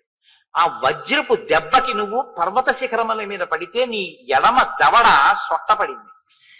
తన వజ్రాయుధపు దెబ్బ చేత సొట్టలు పడినటువంటి హనువులు అంటే ఆ దవడలు కలిగిన వాడివి కాబట్టి నిన్ను తన గౌరవార్థం హనుమా అని పిలుస్తారు అని ఆనాడు ఇంద్రుడు అన్నాడు. ఇంద్రుడి చేత నామకరణం ఉంచబడిన వాడివి, సొట్టబడిన హనువు కలిగిన వాడివి కాబట్టి నీకు హనుమ అని పేరు వచ్చింది. ఆనాడు దేవతలందరూ నీకు వరాలు ఇచ్చారు. నీకివ్వబడినటువంటి వరాలలో చాలా చాలా గొప్ప వరం ఏమిటో తెలుసా? అశస్త్ర వజ్రతాం తాత సమరే సత్య విక్రమ వజ్రస్య చ నిపాతేన విరుజం త్వాం సమీక్ష్య చ సహస్ర నేత్ర ప్రీతాత్మ దదౌతే వరముత్తమం. నువ్వు యుద్ధంలో ఏ అస్త్రము చేత ఏ శస్త్రము చేత నిహతుడివి కవు. నీకు దేవేంద్రుడిచ్చిన వరం నిన్ను వజ్రాయుధం కూడా ఏమీ చెయ్యలేదు. దానితో పాటు స్వచ్ఛందతశ్చ మరణంతే భూయాదితి వై ప్రభో. నీవు కోరుకుంటే వదిలిపెడతావు తప్ప శరీరాన్ని, నువ్వు శరీరం విడిచిపెడదాము అని కోరుకోకపోతే నిన్ను పడగట్టగలిగిన వాడు సమస్త భూతములలో దేవతలలో 3 లోకములలో ఎవడు లేడు. గాలిని కుంభిని అగ్ని అంబువల ఆకాశ స్థలిని దిక్కులన్నంటేనే అంత అల్లరి చేశాడు హిరణ్యకశిపుడు. అసలు బ్రహ్మగారు వరం ఇచ్చారు, నీకు స్వచ్ఛంద మరణం, నువ్వు కోరుకుంటే శరీరం పడుతుంది లేకపోతే పడదన్నారు. ఇంత బలం ఉన్నాయన ఇలా దండం పెడుతూ కూర్చో, ఏమీ ఆయన కోరుకున్నది లేదు. వాల్మీకి రామాయణం కాదు కానీ ఒక చోట హనుమ యొక్క భక్తికి ఒక మాట చెప్తారు. వాల్మీకి రామాయణం కాదు, మీరు చాలా జాగ్రత్తగా గుర్తుపెట్టుకోవాలి. కానీ అందం కోసం ఓ మాట చెప్తూ ఉంటారు. రామచంద్రమూర్తి పట్టాభిషేకం అయిపోయిన తర్వాత అందరూ అన్ని విధులు వేసుకున్నారు. నేను ఇచ్చేస్తాను. హనుమ అలా కూర్చున్నాడు. నువ్వేం చేస్తావు హనుమ అని అడిగారు రామచంద్రమూర్తి. అందరూ అన్ని పనులు తీసేసుకున్నారుగా, ఇంక నీకేం పనుంది, ఏం చేస్తావు అన్నాడు. ఏదైనా పని అడిగేటప్పుడు తన బలపరాక్రమములకు సమానమైన పని అడుగుతారు తప్ప ఏదో ఒకట్ల ఎదురు ఈశ్వర సేవ చేయడానికి ఏది కావాలండి అని నడువుకి తువ్వాలు కట్టుకుని అక్కడ దేవాలయంలో బూజులు కనపడ్డాయి అనుకోండి, అయ్యా బూజుల కర్ర ఉంది ఏంటండి, రేపు నేను ఒక్కసారి వచ్చి ఇది దులిపేస్తాను, ఒక్కసారి ఈ బూజులు పట్టుంది హరిప్రసాద్ గారు దులిపించండి అండం కాదు. అయ్యా నేను రేపు వచ్చి ఓ 10 మంది ఒక్కసారి పట్టాభిషేకం వచ్చేస్తోంది కదా ఒక 15 రోజుల్లో, అది కోయిల్ ఆళ్వార్ తిరుమంజన్ ఉత్సవ్ అంటే అది కాయిక కైంకర్యం ఎంత గొప్పదో తెలుసా అండి. పెరియ పురాణంలో అప్పర్ చేశారని చెప్తుండేవారు. దానికోసం వచ్చింది కోయిల్ ఆళ్వార్ తిరుమంజన్ అన్నది. ఇప్పుడు అదేదో టికెట్ చేసేశారనుకోండి వేరే విషయం, అసలు స్వయంగా చెయ్యాలి మనిషి. ఎందుకంటే మీకు ఆలయంలో చేసేటటువంటివి కొన్ని ఉంటాయి, మీరు చేసుకునేవి కొన్ని ఉంటాయి. మీరు కొన్ని చేయడం కుదరదు, మీరు అలా దర్శనాలు చేయలేరు. బంగారు కవచం కట్టకుండగా రాముణ్ణి చూడాలనుకున్నారనుకోండి, మీ ఇంట్లో మీరు కట్టడం కుదరదు. ఎందుకంటే మీరు అంగుష్టమాత్ర విగ్రహాన్నే పూజ చేయాలి. అంగుష్టమాత్ర విగ్రహానికి కవచం ఎలా కడతారు? ఇప్పుడు బంగారు కవచం కట్టిన రాముణ్ణి చూడాలి అంటే ఒక్క దేవాలయంలో ఉన్న స్వామి బంగారు కవచం కట్టుకుంటేనే మీరు చూడాలి. చందన చర్చితుణ్ణి చూడాలి అంటే ఇక్కడ చూడాలి. మీ ఇంట్లో అంగుష్టమాత్రమూర్తికి చందనం రాస్తే ఆ సోయగం రాదు. అలాగే మీ జీవితంలో ఈశ్వరుడు మీకు ఇచ్చిన బలాన్ని ఈశ్వరుడికి ఉపయోగించాలి అంటే గొప్ప గొప్ప ఉత్సవాలు వస్తాయి. ఏదో శారదా నవరాత్రులు, శ్రీరామ పట్టాభిషేకం ఇలాంటివి వచ్చినప్పుడు ఎవరో చేయడం కాదు, భక్తులు చేసుకోవాలి. వచ్చి దేవాలయంలో తన ఇంటిని ఎలా చూసుకుంటాడో దేవాలయంలో అలా చూసుకోవాలి. అయ్యా వచ్చే ఆదివారం నాడు మేమందరం వచ్చి దేవాలయం అంతా తుడిచేస్తున్నాం, దులిపేస్తున్నాం అంటే నేను గొప్పగా చెప్పాను అనుకోకండి. మాకు కాకినాడ అయ్యప్ప స్వామి దేవాలయ ప్రాంగణం చాలా పెద్ద ప్రాంగణం, హరిప్రసాద్ గారికి తెలుసు. మేము పెద్ద పెద్ద ఉత్సవాలు చేసే ముందు మేమెవ్వరం కూడా కార్మికుల్ని పెట్టి ఈ పనులు చేయించాం. మేము రేపు కోయిల్ ఆళ్వార్ తిరువంజన్ ఉత్సవ్ అనో అట్ట పెట్టి అక్కడ పెడతాం. 10 రూపాయల కన్నా ఎవరు వెయ్యొద్దని చెప్తాం. అందరూ తలో 10 రూపాయలు అందులో వేస్తారు. ఈ డబ్బంతా పెట్టి ముందు రోజు సాయంకాలం మా గోపాలకృష్ణ గారు చీపుళ్ళు, చాట్లు, ఆ సామాను తోమేటటువంటి పిండి, ఆ తర్వాత బూజుల కర్రలు ఇవన్నీ తెప్పిస్తారు. నా భార్య ఇంకా కొంతమంది ఆడవాళ్లు కలిసి దేవాలయంలో వంట చేస్తారు. ఒక్క పప్పు, ఒక్క కూర, ఒక్క పచ్చడి. అందరం ఏం చేస్తా అంటే తెల్లమారేటప్పటికి మాసిపోయిన బట్టలు కట్టుకుని తలపాగాలు చుట్టేసుకుని వచ్చి కూర్చుంటారు మగవాళ్ళు, ఆడవాళ్ళు. కొంచెం పెద్దవాళ్ళు అయితే అమ్మ మీరు దీపపు సమ్మెలన్నీ తోమేయండి, అర్చన పాత్రలన్నీ తోమేయండి, పీతాంబరం పెట్టి మెరిసిపోయేటట్టు సిద్ధం చేసేయండి. పెద్ద ఆడవాళ్ళకి వేసేస్తాం. అమ్మ కొంచెం ఓపిక ఉన్న వాళ్ళు మీరు దేవాలయం అంతా కడిగేసేయండి బ్లీచింగ్ వేసి. ఓపికన్న మగవాళ్ళు ఆలయ శిఖరాలెక్కి ఆలయ శిఖరాలన్నీ శుభ్రంగా మీరు దులిపేసేయండి. వానరాలు ఎలా ఎక్కేస్తాయో అలా 8 అయ్యేటప్పటికి ఎక్కేస్తారు దేవాలయ ప్రాంగణం అంతా. మొత్తం 100 నుంచి 150 మంది సత్సంగ కార్యకర్తలు ఒక్కొక్కసారి 200 కూడా దాటిపోతుంటారు. మధ్యాహ్నం అయ్యేటప్పటికి ఆలయ ప్రాంగణం అంతా ఎలా ఉంటుందంటే ఒక బూజు కనపడదు. మొత్తం ఆలయం అంతా శుభ్రం చేసి అన్ని తోమేస్తారు. అందరూ స్నానాలు చేసేసి పొడి బట్ట కట్టుకుని వచ్చేస్తారు. మా గోపాలకృష్ణ గారు అందరికీ కూడా చక్కగా పప్పన్నం, కూర అన్నం, ఒక్క పచ్చడి, పెరుగు వేసి పెట్టేస్తారు. అందరం కలిసి ఈశ్వర సేవకులం. గురువు గారు లేరు, శిష్యుడు లేడు, గొప్పతనాలు లేవు, తక్కువలు లేవు. అందరం కూర్చుని సహపంక్తి భోజనం. ఇవాళ ఈశ్వర సేవ చేసుకున్నాం మనం. అందరం కలిసి భోజనం చేసి అందరం కలిసి ఇంటికి వెళ్ళిపోయి విశ్రాంతి తీసుకుంటాం. ప్రతి 4 నెలలకో 5 నెలలకో మా దేవాలయాన్ని మేమే శుభ్రం చేసుకుంటాం. దేవాలయాన్ని ఎవ్వరిని శుభ్రం చేయడానికి మేము ఇవ్వం, మేమే చేస్తాం. కాయిక కైంకర్యం కింద ఆలయాన్ని శుభ్రం చేసుకుంటాం. నేను కూడా అన్నానని గొప్ప కనుకోకండి. నేను కూడా తలపాగా కట్టుకుని అమ్మవారి దేవాలయాన్ని శుభ్రం చేస్తుంటాను. ఇప్పుడు నాకు అదొక చాలా ప్రీతి, పరాశక్తి దేవాలయం అంటే. అందుకని అమ్మవారి దేవాలయం కడగడం, తుడవడం అవన్నీ చేస్తుంటాను. చిన్న చిన్న పిల్లల దగ్గర నుంచి వచ్చి చేస్తారు. అది చేసుకోవాలి. ఈశ్వర సేవయందు ఆ సంతోషం ఉండాలి. అంతేగాని నేనింత మొనగాన్ని నీ చేయడమా అనకూడదు. ఈశ్వర సేవ చేయడం అంటే పొంగిపోవాలన్నమాట. దానికి కోయిలాళ్వార్ తిరువంజన్ అని పేరు. కాయిక కైంకర్యం చెయ్యాలి. అయా పట్టాభిషేకం వస్తోంది, రామచంద్రమూర్తి పట్టాభిషేకం 2 వారాల్లో, ఒక ఆదివారం హరిప్రసాద్ గారు బూజులు కర్రలు తెప్పించండి, మీ డబ్బులతో వద్దు, అట్టపెట్టి పెట్టండి. రూపాయి, 2 రూపాయలు, 5 రూపాయలు మేము వేస్తాం. 10 రూపాయల కన్నా మించకుండా చీపుళ్ళు అవి అన్ని తెప్పించండి, మేము దులిపేస్తాం. ఓ పూటొచ్చి అందరూ దులిపేసి అందరం కూర్చుని చక్కగా రామనామ సంకీర్తనం వినబడుతుంటే అందరం కడుపు నిండా భోజనం చేసి వెళ్ళిపోవాలి. ఎంత ధన్యత అండి అది. నిజంగా పొంగిపోతారు సీతారాములు. నా పట్టాభిషేకానికి ఎలా చేశారో చూడు సీతా పిల్లలని. అంటే మిమ్మల్ని చెయ్యమని నేను ఇప్పుడేం ప్రతిపాదన చెయ్యట్లేదు, ఎందుకంటే అది ఒక ఉత్సాహంతో కూడిన విషయము అని నేను ప్రతిపాదన చేశాను అంతే. నా ఉద్దేశం ఇప్పుడు అలా ఏదో మీతో చేయించే ప్రతిపాదన నేను పెట్టాను అని మీరు అనుకోవద్దు. కాబట్టి ఆయన వినయం కలిగినటువంటి వాడు. నా స్థాయికి పనిచేయడమా అని ఆలోచించరు. అందరూ అన్ని పనులు చేస్తున్నారుగా, హనుమా మరి నువ్వేం చేస్తావు అన్నారు. అంటే స్వామి ప్రభువు ఆవలించినప్పుడు తనకి తాను చిటికేసుకోకూడదు, చిటిక వేయకుండా ఆవలించకూడదు. కాబట్టి మీరు ఆవలిస్తే చిటికేస్తాను. ఆవలింత ఎప్పుడు వస్తుంది? నిద్రపోయే ముందు వస్తుంది. కాబట్టి నువ్వు నిద్రపోయే వరకు నీ కాళ్ళ దగ్గర ఉంటా. మిగిలిన వాళ్ళు ఏం చేస్తారు? బయట పని చేసుకుని వెళ్ళిపోతారు. నీవు ఎప్పుడు ఆవలిస్తావో. కాబట్టి అన్నం తింటున్నా పడుకున్నా నేను ఆ పక్కనే కూర్చుంటాను. ఇంకా మా తల్లి జనకాత్మజ బొత్తిగా హనుమా ఇంకా కూర్చుంటే ఎలాగా? స్వామితో కలిసి ఏకాంత శయనంలో నేను ఉండాలి కదా అంటే వెళ్ళాలంతే. అప్పటి వరకు నీ పక్కనే కూర్చుంటా. ఏమో ఎప్పుడు ఆవలింత వస్తుందో చిటికేస్తాను. కాబట్టి ఇప్పుడు ఆయన స్థాయి చూసుకున్నారా? రామచంద్రమూర్తి దగ్గరికి చేరడానికి అది పనికొచ్చింది బాగా. స్థాయి చూసుకుని ఈశ్వర సేవ చేయకూడదు. నేనంత ఉద్యోగస్తుండండి, నీ మోహం ఈశ్వరుడు ఇస్తే వచ్చింది అది. నేను ఇంత పండితుండండి, ఈశ్వరుడు పలికిస్తే పలికావు. నేను ఇంత ఐశ్వర్యవంతుండండి, ఈశ్వరుడు ఇస్తే అనుభవిస్తున్నావు. ఏమిటవన్నీ ఈశ్వరుడు ఇచ్చిన విభూతులు. ఇన్ని ఉండి స్వామి నేను నీ కింకరుణ్ణి, ఏది బూజుల కర్ర పట్టుకున్న ఆలయాన్ని దులు.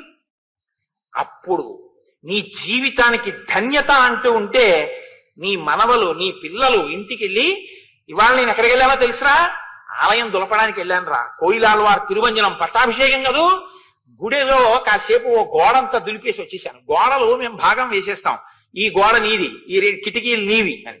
ముక్కులకి గుడ్డలు కట్టేసుకుని మా వాళ్ళు చిన్న చిన్న బ్రష్లు కూడా పెట్టుకుని దులిపేసి, పీతాంబరాలు పట్టుకుని పైకెక్కేసి, కలసలు తోమేసి, వాటర్ జెట్స్ పెట్టి కొట్టేసి, ఈ కుర్రాళ్ళందరూ పైకెక్కేసి కడిగేసి, పెంకుల మీద కూడా పక్షి రెట్ట కూడా ఉండనివ్వరు. శుభ్రంగా చేసేసి శారదా నవరాత్రులు ప్రారంభం చేస్తాం. అలా సంవత్సరంలో ఒక 2-3 పర్యాయాలు చేస్తుంటాం. ఇప్పుడు ఇక్కడి నుంచి వెళ్ళగానే బహుశా ప్రారంభం చేయవలసి ఉంటుంది. ఒకసారి దేవాలయం ఎన్నాళ్ళయిందో వెళ్ళి ఓసారి అందరం కోయిలాల్వార్ తిరుమంజన ఉత్సవం చేసుకోవాలి. అదో సంతోషం. ఆ చేయడంలో ఎంత ఆనందంగా ఉంటుందో తెలుసా అండి. ఆ చేసి అందరం కూర్చుని భోజనం చేయడంలో ఎంత సంతోషమో. తల్లి తండ్రి బిడ్డలు తిన్నట్టు ఉంటుంది. అందుకే నా భార్య ఇంకో 2 కలిసి వండేస్తారు అందరికి. అందరం కలిసి అమ్మగారు వండారు ఇవాళ అన్నం, ఎంత సంతోషమో. మా వాళ్ళకి పెద్ద పెద్ద అధికారులు ఎవరు అలా అనుకోరు. అమ్మగారు అన్నం వండారు, అమ్మగారు పప్పు వండారు, అంతే. ఆ ఆవకాయ, ఆ కూర, ఆ పప్పు అన్నం తినేసి పొంగిపోయి ఒళ్ళు హోనం అయిపోయేటట్టు సేవ చేసేసి ఇంటికి వెళ్ళిపోతారు. ఎంత సంతోషం అండి జీవితంలో నిజంగా అలా ఈశ్వరుడికి సేవ చేయడం. కాబట్టి ఇప్పుడు అది అవాల్మీకంశం అండి. వాల్మీకంలోది కాదు. ఆవలిస్తే చిటికేస్తానని మీరు మళ్ళీ కోటేశ్వరరావు వాల్మీకి రామాయణంలో చెప్పారు. ఇది ఎక్కడుందండి ఈ శ్లోకం అన్న అడక్కండి. అవాల్మీకం, కానీ అందానికి నేను చెప్పాను అంతే. కాబట్టి హనుమ, నీవు కేసరి యొక్క ఔరసపుత్రుడివి, వాయుదేవుని యొక్క అంశతో జన్మించినటువంటి వాడివి, స్వచ్ఛంద మరణాన్ని వరంగా పొందిన వాడివి, ఇంత శక్తి కలిగిన వాడివి. సప్తం కేసరిణ పుత్ర క్షేత్రజో భీమ విక్రమ మారుత సౌరస పుత్ర తేజసా చాపితత్సమ. వాయుదేవుని యొక్క ఔరసపుత్రుడివి, కేసరి అంజనాదేవుల యొక్క కుమారుడివి, పుట్టుకతోనే ఇంత బలపరాక్రమములను పొందిన వాడివి, కారణజన్ముడివి. మహానుభావ, నువ్వు ఈ కార్యం చెయ్యద్దా? ఏమి నువ్వు బలవంతుడవేగా, నువ్వెందుకు చెయ్యవు అంటావేమో. త్రివిక్రమే మయా తాత శశైలవనకానన త్రిసప్తకృత్వ పృథివీ పరిక్రాంత ప్రదక్షిణం. ఒకానొకప్పుడు త్రివిక్రమావతారంతో వామనమూర్తి 3 అడుగులతో ఈ బ్రహ్మాండాన్నంతటినీ కొలిచేస్తే నేను ఆయనకి 21 మార్లు ప్రదక్షిణం చేశాను. నాకు ఓపిక ఉన్నప్పుడు నేను చెయ్యగలిగింది నేను చేసి పెట్టాను. నువ్వు చేస్తే కదా నీకు ఇంకోటికి చెప్పే అధికారం. నువ్వు చెప్పడమే తప్ప నువ్వు చేయకపోతే ఇంకోసారి చెప్పే అధికారం నీకుండదు. నువ్వు ఒకరికి చెప్పింది ఒకరు చేస్తూ ఉంటే నువ్వు కూడా చేసి వెళ్ళాలి. అప్పుడే నీకు మళ్ళీ చెప్పే అధికారం నీకు నిలబడుతుంది తప్ప నేను ఎప్పుడు చెప్పడమే తప్పండి నేను చేయడం ఏమిటంటే అనకూడదు. నువ్వు చెప్పే అధికారం నిలబెట్టుకోవాలంటే నువ్వు చెయ్యాలి. నువ్వు 10 మందిని గంధం తీయమని చెప్తే నువ్వు ఉత్తరీయం తీసేసి నువ్వు చొక్కా బనీ నిప్పేసి కాస్త గంధం తీసి వెళ్ళాలి. అంతేగాని చెప్పడానికి పనికి వచ్చింది నువ్వు చేయడానికి పనికి రాకపోతే ఇంకా వాళ్ళు ఎందుకు చేస్తారు? అదే నమ్మకం లేని ప్రవచనం అంటే అది రావణ బుద్ధి.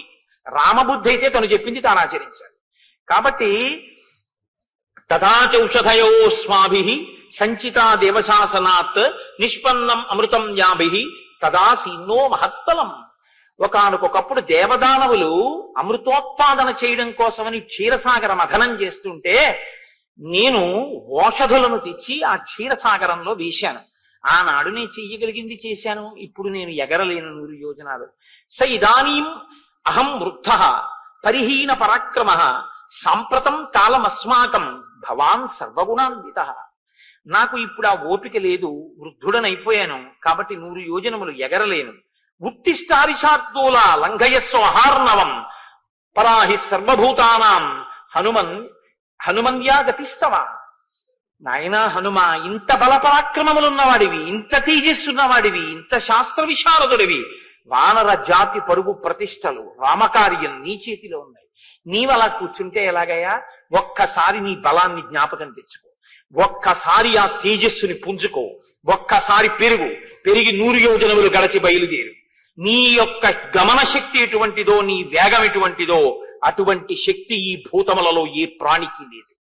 ఈ మాట చెప్పగానే విన్నారట హనుమ. కూర్చున్న వారు ఒక్కసారి లేచారు. సంస్తూయమానో హనుమాన్ వ్యవర్ధత మహాబల సమావిద్య చలాంగూలం హర్షాక్షబలమే యువాన్. ఒక్కసారి అపారమైన సంతోషాన్ని పొందారు. అంటే శాప విమోచనం అయిపోయింది. తన బలం తనకి జ్ఞాపకం వచ్చింది. తానెంత బలవంతుడో తను తెలుసుకున్నారు. ఒక్కసారి ఆ తోకని చేత్తో పట్టుకుని పైకి తీసి ఒక్క దులుపు దులిపారట ఆ సంతోషంతో. తస్య సంస్తూయమానస్య వృద్ధైర్వానరపుంగవై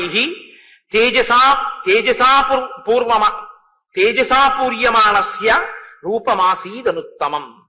ఆ వృద్ధులైనటువంటి వానర పుంగవులు చేసినటువంటి స్తుతి చేత శాప విమోచనాన్ని పొందినటువంటి హనుమ తన బలపరాక్రమములు తాను తెలుసుకుని అపురూపమైనటువంటి రూపాన్ని పొందారు. ఇత పూర్వం వానరులు ఎవ్వరూ ఎప్పుడూ హనుమని ఎలా చూడలేదో అలాంటి స్వరూపాన్ని పొందారు. అంటే ఆయన ఆనందాన్ని పొంది తన బలం, తన శక్తి తనకి తెలుస్తున్న కొద్దీ తను పెరిగిపోతున్నారు.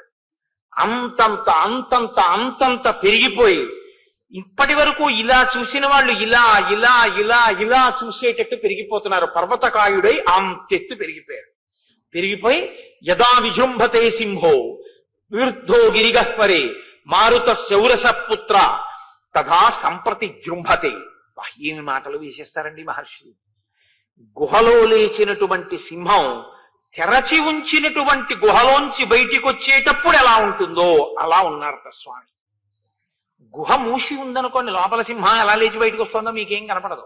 గుహ తెరిచి ఉంటేనే మీకు కనపడుతుంది కదండి. సింహం కుక్క లేచి పరిగెత్తినట్టు పరిగెత్తదు. కుక్క లేచింది అనుకోండి, లేచింది తన అలా పరిగెత్తుకుపోతుందండి. ఓ పిల్లి లేచింది అనుకోండి, పడుకున్నది లేచి అలా పరిగెత్తుకుపోతుంది. ఓ ఆవు లేచింది అనుకోండి, పడుకున్నది లేచి మామూలుగా నిలబడుతుంది. సింహం లేస్తే అలా ఉండదు.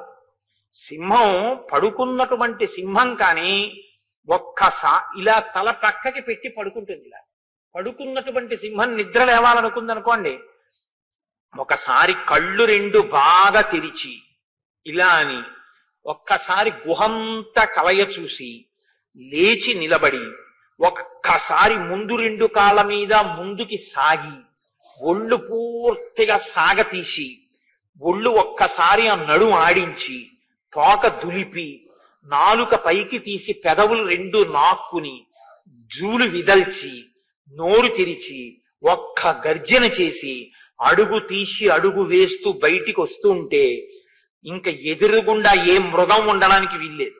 అలా ఉంటుంది దాని టీవీ, దాని నడక.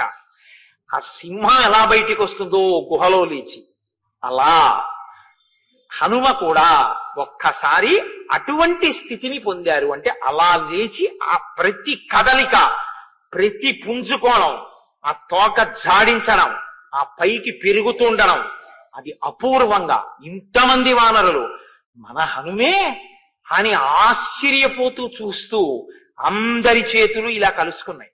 అంత గొప్ప స్వరూపాన్ని పొందుతున్నారు. ఆ ముఖం వంక చూశారట. అశోభత ముఖం తస్య జృంభమాణస్య ధీమతః అంబరీషమివాదీప్తం విధూమైవ పావకః. ఎర్రగా కాలిపోయింది అనుకోండి పెనం, ఎలా ఉంటుందో అలా కాలిపోయిన ఎర్రటి ముఖంలా ఉన్నదట ఆయన యొక్క ముఖ తేజస్సు. పొగ లేకుండా ప్రకాశిస్తున్నటువంటి అగ్ని జ్వాల చాలా గొప్పగా ఉంటుంది. పొగ ఉన్నటువంటి అగ్ని జ్వాలక అందం ఉండదు. పొగ అన్నది లేకుండా అగ్ని జ్వాల కానీ పైకి లేస్తోంది అనుకోండి, నాలుకలు చాపుతాడు అప్పుడు అగ్నిహోత్రుడు. అప్పుడు చూడాలి అందం. అసలు పూర్ణాహుతి అందం అంతా అప్పుడే. అసలు ఆ అగ్ని జ్వాల అలా లేవాలి. అంతెత్తు లేచి నాలుకలతో అందుకుంటాడు పూర్ణాహుతితో ఆయన. అంటే ఇలా నిలబడదు శిఖ, అగ్నిశిఖ నిలబడకుండా ఒక్కొక్కసారి. అందుకే పూర్ణాహుతి చేసేటప్పుడు పెద్ద అరటి దొప్ప వాడతారు. అది చూడండి, ప్రాణి బాగా పొడుగ్గా నాలుక ఉన్నటువంటి ప్రాణులు ఏం చేస్తాయంటే అంత దూరంలో ఉన్నదాన్ని చటుక్క నాలుగు జాపి పట్టుకుంటాయి. అలా పూర్ణాహుతి దగ్గరికి వచ్చేటప్పటికి ఆయనే నాలుకలు చాపుతాడు. కాబట్టి ఇలా ఉన్న అగ్నిశిఖ ఇలా ఇలా ఊగుతుంది. ఊగి నాలుకలు చాపి పుచ్చుకుంటున్నాడా ఆ ఆజ్యధారని అన్నట్టుంటాడు. అలా పొగ లేకుండా పెరిగినటువంటి తేజస్సు ఎలా ఉంటుందో అలా ఉన్నట్టంటే అలా నిలబడి దీపపు ఒత్తి కాలినట్టు కాలడం కాదు, నాలుకలు కదుపుతూ అటు ఇటు ఊగుతున్న అగ్ని శిఖ ఎలా ఉంటుందో అలా ఊగుతోంది. అంటే ఇలా ఇలా శిరకంపనం చేసి ఇలా చూస్తూ ఇలా పెరిగిపోతున్నారు ఆయన. అంత పెరిగిపోతుంటే అభివాద్య హరీన్ వృద్ధాన్ హనుమాన్ ఇదమబ్రవీత్. అక్కడ ఉన్నటువంటి ఆ వానరులందరికీ, వానరుల యొక్క పెద్దలకి ఇంత పెరిగిన వారు నమస్కారం చేశారు. ఇది ఆయన వినయం. ఒక్క నమస్కారం చేసి అక్కడ ఉన్న పెద్దలందరికీ తను చెప్తున్నారు. అరుజత్ పర్వతాగ్రాణి హుతాశన సఖోనిలః బలవాన్ అప్రమేయశ్చ వాయురాకాశగోచరః తస్యాహం శీఘ్రవేగస్య శీఘ్రగస్య మహాత్మనః మారుతస్యౌరస పుత్రః ప్లవనే నాస్తి మత్సమః ఉత్సహేయం హి విస్తీర్ణం ఆలిఖంతమివాంబరం మేరుం గిరిమసంగేన పరిగంతుం సహస్రశః బాహువేగ ప్రనున్నేన సాగరేణాహముత్సహే సమాప్లావయితుం లోకం సపర్వత నదీ హ్రదం మమోరుజంఘవేగేన భవిష్యతి సముద్ధితః సముద్ధిత మహాగ్రహః సముద్రో వరుణాలయః పన్నగాశన ఆకాశే పతంతం పక్షిసేవిత వైనతేయమహం శక్తః పరిగంతుం సహస్రశః ఉదయాత్ ప్రస్థితం వాపి జ్వలంతం రశ్మిమాలినం అనంతమితమాదిత్యం అభిగంతుం సముత్సహే తతో భూమిం అసంస్పృశ్య పునరాగంతుముత్సహే ప్రవేగేనైవ మహత భీమేన ప్లవగర్షభాః పర్వతాంశ్చూర్ణయిష్యామి ప్లవమాన ప్లవంగమాః హరిష్యాం యూరువేగేన ప్లవమానో మహార్ణవం లతానాం వివిధం పుష్పం పాదపానాం చ సర్వశః అనుయాస్యంతి మామద్య ప్లవమానం విహాయస భవిష్యతి హిమే పంథాః స్వాతేః పంథా ఇవాంబరే అహం ద్రక్ష్యామి వైదేహీం ప్రమోదధ్వం ప్లవంగమాః. ఆయన ప్రతిజ్ఞ చేస్తున్నారు. ఆ వానరులందరి వంక చూసి, నేను నా యొక్క బలం ఎటువంటిదో మీకందరికీ చెప్తున్నాను వినండి. ఇది గొప్పకి చెప్తున్నది కాదు. నా బలం ఎటువంటిదో, నా తేజస్సు ఎటువంటిదో మీరు తెలుసుకుంటే మీకు నేను సీతమ్మ తల్లి దర్శనం చేసి వస్తాను, మీ ప్రాణముల గురించి మీకు భయం లేదన్న విషయం తెలుస్తుంది. నేను ఈ పర్వతముల యొక్క శిఖరములన్నిటినీ కూడా నా వక్షస్థలంతో కొట్టి చూర్ణం చేసేయగలను. అపారమైనటువంటి తేజస్సుతో ఆకాశాన్ని చుంబిస్తోందా అన్నట్టుగా పెరిగినటువంటి మేరు పర్వతానికి ఆగకుండా అపార వేగంతో కొన్ని వేల మార్లు ప్రదక్షిణం చెయ్యగలను. ఆకాశంలో అపారమైన వేగంతో వచ్చినటువంటి వైనుతేయుడైన గరుత్మంతుడు సముద్రంలో ఉన్న పాములను అపహరించి తీసుకుని వెళ్ళిపోతుండగా ఆ గరుత్మంతుడికి కొన్ని వేల పర్యాయములు ప్రదక్షిణం చెయ్యగలను. నేను ఈ సముద్రం నుంచి ఎగిరి వెళ్ళిపోతున్నప్పుడు నా తొడల వేగం చేత ఈ సముద్రంలో ఉన్న జలరాశి చాప చుట్టినట్టు పైకి లేచిపోతే సముద్రం లోపల ఉండేటటువంటి జలచరములన్నీ మీ కంటికి కనపడతాయి. అంత వేగంతో ఈ సముద్రాన్ని చాప చుట్టగలను. ఈ భూమండలం మీద నదులన్నిటినీ సముద్రంలో కలిపి, సముద్ర జలాల్ని నదీ జలాల్ని కలిపి తీసుకొచ్చి భూమి మీద పోసి ఈ భూమిని సముద్రంలో కలిపేయగలను. ఎన్ని పర్వతాలున్నాయో అన్ని పర్వతాల మీదకెక్కి నేను ఆనంద తాండవం చేసి వాటిని పిండి ముద్దలుగా చేసి భూమితో సమానంగా చూర్ణం చేసేయగలను. నేను ఈ సముద్రం మీద ఎగురుతున్నప్పుడు సముద్రాన్నంతటినీ కూడా అల్లకల్లోలం చేయగలను. సూర్యోదయం అవుతుండగా సూర్యుడితో పాటుగా బయలుదేరి సూర్యుడి కన్నా వేగంగా పశ్చిమాద్రికి చేరుకుని కిందకి దిగి భూమి మీద కాలు పెట్టకుండా మళ్లీ వెనక్కి వేగంగా వచ్చి సూర్యుడు ఆకాశ మధ్యంలోకి వచ్చేటప్పటికి సూర్యుడిని కలిసి మళ్లీ సూర్యుడు పశ్చిమాద్రికి వెళ్లే లోపల తిరిగి తూర్పు దిక్కుల కిందకి దిగగలను. అంతటి వేగం ఉన్నవాణ్ణి. వాయుదేవుడు ఎంత వేగం ఉన్నవాడో, గరుత్మంతుడు ఎంత వేగం ఉన్నవాడో వారితో సమానమైనటువంటి వేగము, లాఘవము, గమనశక్తి, దూకగలిగినటువంటి శక్తి కలిగినటువంటి వాణ్ణి. నేను ఇక్కడ నుంచి బయలుదేరి సముద్రం మీదుగా ఎగిరి వెళ్ళిపోతుంటే కొన్ని వేల సంవత్సరముల నుంచి ఈ పర్వతాల మీద పెరిగినటువంటి కూకటి వేళ్లతో ఉన్నటువంటి చెట్లని పెకల్చి నా తొడల వేగానికి నాతో పాటు సముద్రం మీదుగా తీసుకుని పోయి విడిచిపెట్టగలను. నాతో పాటు తీగలు, లతలు, పువ్వులు, చెట్లు ఎగిరి వచ్చేస్తాయి. ఏకకాలమునందు కొన్ని వేల మందిని మర్దించగలను. నేను అదృశ్యమై పైన ఆకాశంలో వెళ్ళిపోతుంటే కింద నిలబడి సమస్త ప్రాణులు నా యొక్క గమన శక్తిని చూడగలవు. నేను ఇది గొప్పకి చెప్పడం కాదు, నేను వెడుతుండగా సమస్త భూతములు చూస్తాయి నా యొక్క గమనాన్ని. నా గమన శక్తి అలా ఉంటుంది. ఇంతమంది చూస్తుండగా ఎగురుతాను. నేను ప్రయాణం చేస్తుంటే ఆకాశాన్ని నేను తాగేస్తున్నానా అన్నట్టు ఉంటుంది. అలా బయలుదేరి పెడతాను. ఆకాశంలో మెరుపు వస్తే ఎలా ఉంటుందో ఆ మెరుపు తీగ కన్నా వేగంగా మబ్బుల్లోంచి ప్రయాణం చేస్తాను. ముల్లోకములను ఆక్రమించడానికి విజృంభించినటువంటి శ్రీ మహావిష్ణువు త్రివిక్రమావతారం పొందితే ఎలా ఉంటుందో అటువంటి రూపంతో నేను ఎగరగలను. నా యొక్క తొడల వేగంతో సముద్రంలో ఉన్నటువంటి నీటినన్నిటినీ భూమి మీదకి తేగలను. నదుల మీద ఎగిరి నదుల మీద ఉన్నటువంటి నీటిని భూమి మీదకి తెచ్చి ఏకకాలంలో సముద్రాల్ని, నదుల్ని ఎండింపచేస్తాను. అంతటి పరాక్రమం, అంతటి బుద్ధి, అంతటి తేజస్సు, అంతటి లాఘవం నా యందు ఉన్నాయి. నేను వెళ్లి సీతమ్మ తల్లి దర్శనం తప్పకుండా చేస్తాను. చేసి మళ్ళీ 100 యోజనములు తిరిగొచ్చి మీ అందరికీ శుభవార్త చెప్తాను. మీ అందరూ ఆనందించండి. మీ ప్రాణాలకి భయం లేదు. సీతమ్మ తల్లి దర్శనాన్ని నేను పొందడం సర్వఖాయం. కాబట్టి మీరు సంతోషంగా ఉండండి అన్నారు. ఒక్కసారి ఆ పెరిగిపోతున్న హనుమ వంక చూశారు. ఇక్కడ నుంచి నేను బయలుదేరితే నేను పైకి ఎగరడానికి భూమిని నా పాదములతో దట్టించి పైకి లేస్తే ఏమి పరాక్రమశాలి, ఇంతకాలం మనతో ఏమి చేతకాని వాళ్లే ఉన్నాడు అని ఆ వానరులందరూ అంటున్నారు.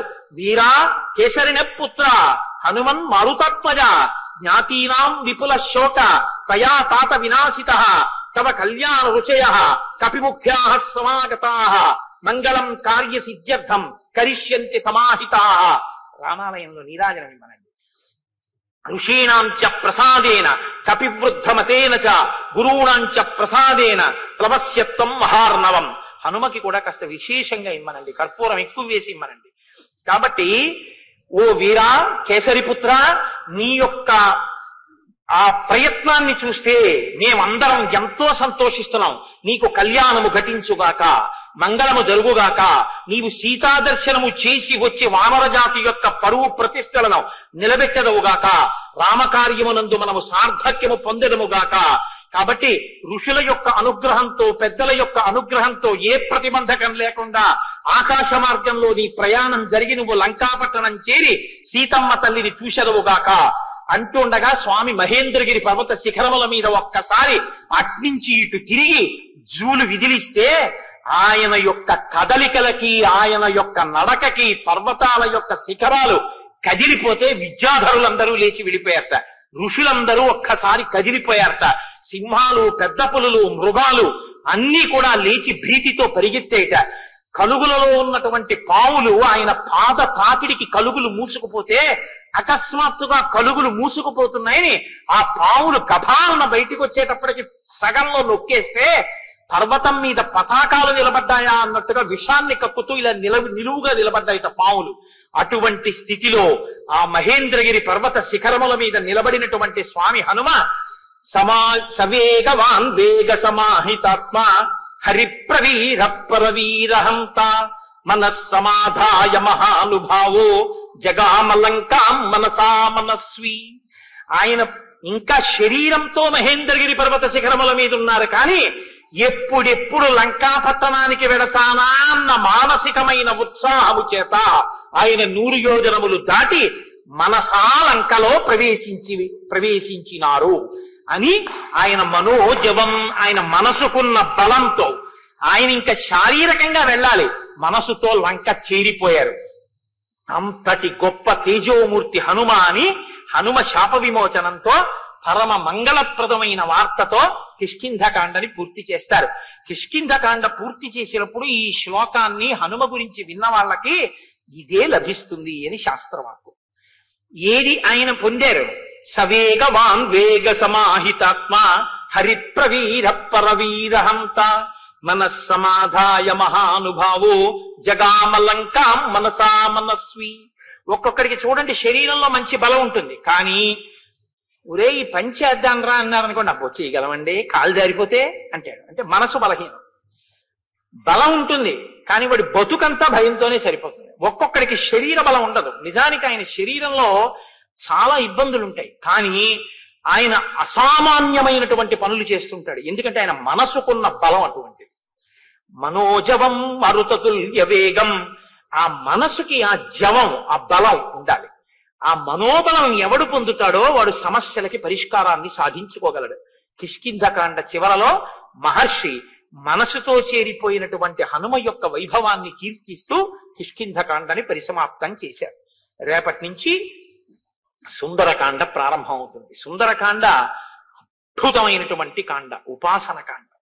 అసలు స్వామి మహేంద్రగిరి పర్వత శిఖరముల మీద నించుని ఇక అక్కడి నుంచి బయలుదేరడానికి మొదలు పెట్టినటువంటి శ్లోకంలో రావణ అన్న చోట వా బీజాక్షరంతో మొదలు అత్యద్భుతమైనటువంటి కాండ సుందరకాండ. సుందరకాండే రేపు స్వామి బయలుదేరి ఆకాశ మార్గంలో బయలుదేరడాన్ని చూపిస్తారు మహర్షి. రేపటి నుంచి సుందరకాండని సమయాన్ని సక్రమంగా వినియోగించుకోవడం కోసం 6:30కి ప్రవచన ప్రారంభమైపోతుంది. అంటే ప్రవచనానికి ముందు చేసేటటువంటి ప్రార్థనా శ్లోకాలు కూడా 6:30కి ముందు అయిపోతాయి. అంటే గురువందనం అవి 6:20కే ప్రారంభింపబడతాయి. అంటే ఎట్టి పరిస్థితుల్లో సుందరకాండ జరిగిన 7 రోజులు ఈశ్వరానుగ్రహంతో 6:31 కూడా కాకుండా జాగ్రత్త పడే ప్రయత్నం చేద్దాం. ఎందుకంటే సుందరకాండ మహాసముద్రం. అది ఎంత చెప్పుకుంటామో అంతగా మనకి సీతారామ లక్ష్మణ హనుమల యొక్క అనుగ్రహం పరిపూర్ణంగా లభిస్తుంది. అంత గొప్ప కాండ. కాబట్టి రేపటి నుంచి అందరూ చక్కగా సమయానికి వచ్చి ఒక్క శ్లోకం కూడా విడిచిపెట్టుకోకుండా, అంటే నేను చెప్పానన్న అహంకారంతో చెప్పట్లేదు, చక్కగా మీకు భక్తి కలిగిన వారు కాబట్టి చెప్తున్నాను, సుందరకాండని పరిపూర్ణంగా విని మనందరం ధరిద్దాం. అలా చెప్పగలిగినటువంటి శక్తిని నాకు రామచంద్రమూర్తి కటాక్షించుగాక అని రామచంద్రమూర్తి పాదములు పట్టి ప్రార్థన చేస్తూ, అందున ఈ 7 రోజులు సుందరకాండ జరిగేటప్పుడు చాలా గొప్ప గొప్ప విశేష కార్యక్రమాలు జరుగుతాయి.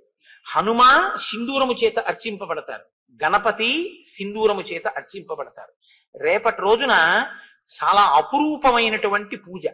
స్వామికి గరికతో, వినాయకుడికి ఎర్రటి పువ్వులతో పూజ చెయ్యమని ఆయన్ని ఎర్ర పూలతో సింధూరంతో పూజ చెయ్యాలి. ఈ 3 విశేష ద్రవ్యాలతో హనుమకి సహస్రనామార్చన జరుగుతుంది. 108 కొబ్బరికాయలు కొడతారు, 16 కొబ్బరికాయలు నిలబడి కొడతారు. వినాయకుడి దగ్గర కార్యసిద్ధికి ఎప్పుడూ కూడా నిలబడి కొబ్బరికాయ కొట్టండి అని శాస్త్రం. కాబట్టి నిలబడి 16 కాయలు కొడతారు. అది చాలా గొప్పగా ఉంటుంది ఆ పూజ. రేపు మీ అందరూ కూడా చక్కగా ఆ పూజని కూడా చూసి విఘ్నేశ్వరుడి యొక్క అనుగ్రహాన్ని పొందవచ్చు. రేపు 8 గంటలకి ఒక ప్రత్యేక ప్రసంగం చేస్తాను. మనం ప్రతి వాళ్ళకి నోటికొచ్చి ఉండాలి ఒక శ్లోకం ఒకటి. అది రాకుండా అసలు ఎవ్వరు ఉండకూడదు.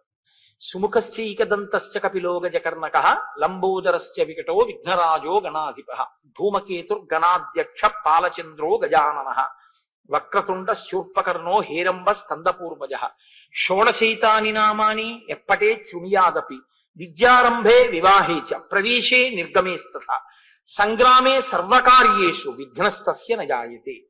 16 నామాలతో పిలిచారు వినాయకుడిని. ఎందుకు ఆ 16 నామాలతో పిలవవలసి వచ్చింది, దానికి ఎందుకంత గొప్ప విషయాన్ని ప్రతిపాదన చేశారు. నేను ఆ 16 నామాల గురించి మీకు కనీసం అందులో కొన్ని నామాల గురించి అయినా 16 ఒకవేళ నేను పూర్తి చేయలేకపోతే చెప్తే వినాయకుని యొక్క పరిపూర్ణమైన అనుగ్రహం లభిస్తుంది. వినాయకుని యొక్క అనుగ్రహం లభిస్తే కార్యానికి అడ్డుపడినటువంటి విఘ్నం తొలగిపోతుంది, కార్యహాని జరగదు, సంకల్పాలు నెరవేరుతాయి. కాబట్టి రేపు ఉదయం 8 గంటలకి వినాయక తత్వం మీద ఒక ప్రత్యేక ప్రసంగం చేస్తాను. కాబట్టి మీలో అవకాశం ఉన్నవారు చక్కగా 8 గంటలకు వచ్చి ఆ ప్రసంగాన్ని వినండి. ప్రసంగం అయిపోయిన తర్వాత వినాయకుడికి విశేషార్చన ఉంటుంది. చక్కగా ఆ అర్చనలో పాల్గొనండి. మనందరం రోజు రామనామం చెప్తున్నాం, కానీ ఇవాళ ప్రత్యేకించి రామనామాన్ని విడిచిపెట్టవద్దు. ఎందుకంటే కిష్కింధకాండ పూర్తి చేసి స్వామి హనుమకి శాప విమోచనం జరిగి సంతోషంగా ఉన్నారు కనుక రామనామం యొక్క కీర్తన ఎంతో ఆనందదాయకం అవుతుంది. కాబట్టి ఇవాళ నైమిత్తిక తిథి, చాలా గొప్ప తిథి, నృసింహ జయంతి కనుక మీతో నేను ప్రతిపాదన చేసినట్టుగా 11 మార్లు ఇది చెప్పిన తరువాత మనం విష్ణు సహస్రనామ స్తోత్రాన్ని, లక్ష్మీ అష్టోత్తరాన్ని పఠించి ప్రసాదం స్వీకరించి చందన చర్చితుడైనటువంటి స్వామి దర్శనం చేసుకుని తరించి వెడదాం. ఆయన చల్లబడతాడు. ఇవాళ చందనం తగిలితే చల్లబడిన మూర్తిని చూస్తే మన మనసులు చల్లబడతాయి. అంటే మన కోరికలు తీరుతాయి. ఏవి మన కోరికలు తీరితే మంచిదో ఈశ్వరుడు తీరుస్తాడు. తప్ప నేను అమెరికా అధ్యక్షుడిని అయిపోవాలని చూశానండి, అవలేదేమన్నా అలాగా తెలిసిందా. దారి నుంటిగా నడచు వారికి తోడు నీడే రామనామము, గౌరికిది ఉపదేశ నామము, కమలు జుడు జపించు నామము, వాద భేదాతీతమగు వైరాగ్యమే శ్రీరామనామము,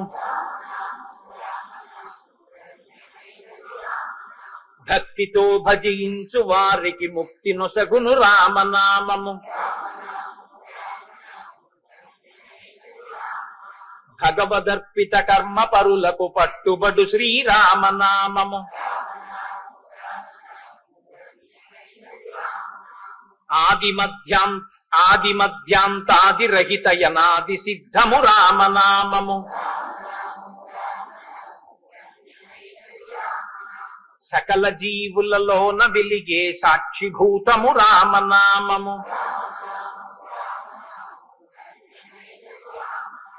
జన్మ మృత్యు జరాది వ్యాధుల చక్కబరుచును రామనామము,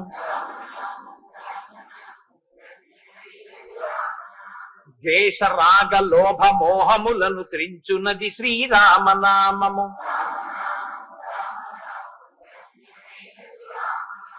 ఆంజనేయుని వంటి భక్తులకాశ్రయము శ్రీరామనామము, సృష్టి స్థితి లయ కారణం బగు సూక్ష్మ రూపము రామనామము,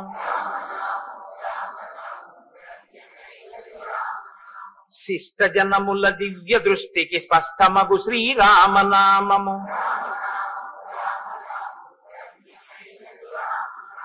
సాంఖ్యమిరిగెడి తత్వ విధులకు సాధనము శ్రీరామనామము,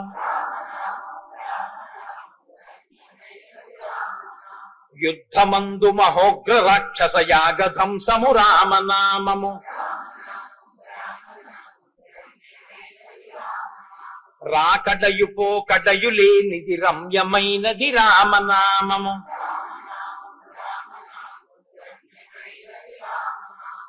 ఆత్మ సంయమ యోగ సిద్ధికి ఆయుధము శ్రీరామనామము,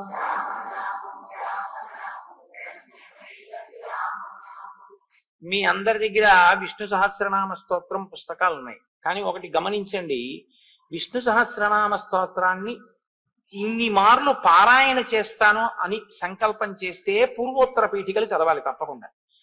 అలా కాకపోతే క్షీరోధన్వత్ ప్రదేశే దగ్గర మొదలుపెట్టి వనమాలి గదీశాంగి వరకు చదివితే సరిపోతుంది. కాబట్టి ప్రార్థనా శ్లోకాలంటే మేఘశ్యామం పీత కౌశేయవాసం శాంతాకారం భుజగశయనం అవి కూడా చదువుతాం. కాబట్టి మీరు ఆ ఒరవడిలో చదవండి. నేను చదువుతుంటాను, నాతో కలిపి చదివేయచ్చు. మీ అందరికీ విష్ణు సహస్రం వచ్చిందే కాబట్టి అది నేనని మీరు అనక్కర్లేదు. కానీ ఇది శృంగగిరి పీఠం. శృంగగిరి పీఠానికి దీనికి అభేదం. ఎందుకంటే అది తండ్రి, ఇది కొడుకు, అది బింబం, ఇది ప్రతిబింబం. కాబట్టి ఇక్కడ ప్రారంభం చేసి చదివేటప్పుడు శంకర భగవత్పాదాచార్య స్వామి వారు స్థాపించినటువంటి పీఠాల యొక్క శాఖలు కనుక ఇక్కడ మనం ఎప్పుడూ కూడా అద్వైత ప్రసిద్ధమైనటువంటి ఆచార్యులకి ముందు నమస్కారం చేస్తే తప్ప ఏదీ చేయకూడదు. గురువందనం చెయ్యాలి. కాబట్టి నేను మీతో మనవి చేశాను, సదాశివ సమారంభాం శంకరాచార్య మధ్యమాం అస్మదాచార్య పర్యంతాం వందే గురు పరంపరాం. ముందు 2 శ్లోకాలు నేను చెప్తాను, మీరు అనండి. అన్న తర్వాత మనం విష్ణు సహస్రాన్ని ప్రారంభం చేద్దాం. కాబట్టి ఇప్పుడు అనండి. శుక్లాంబరధరం విష్ణుం శశివర్ణం చతుర్భుజం ప్రసన్నవదనం ధ్యాయేత్ సర్వవిఘ్నోపశాంతయేత్ సదాశివ సమారంభాం శంకరాచార్య మధ్యమాం అస్మదాచార్య పర్యంతాం వందే గురు పరంపరాం. వేరొక మాట అనండి, అది 2 మాటలు అనాలి, ఒక సూర్యోదయం నుంచి ఇంకో సూర్యోదయం లోపల అని. కాబట్టి సదాశివ సమారంభాం శంకరాచార్య మధ్యమాం అస్మదాచార్య పర్యంతాం వందే గురు పరంపరాం. దీంతో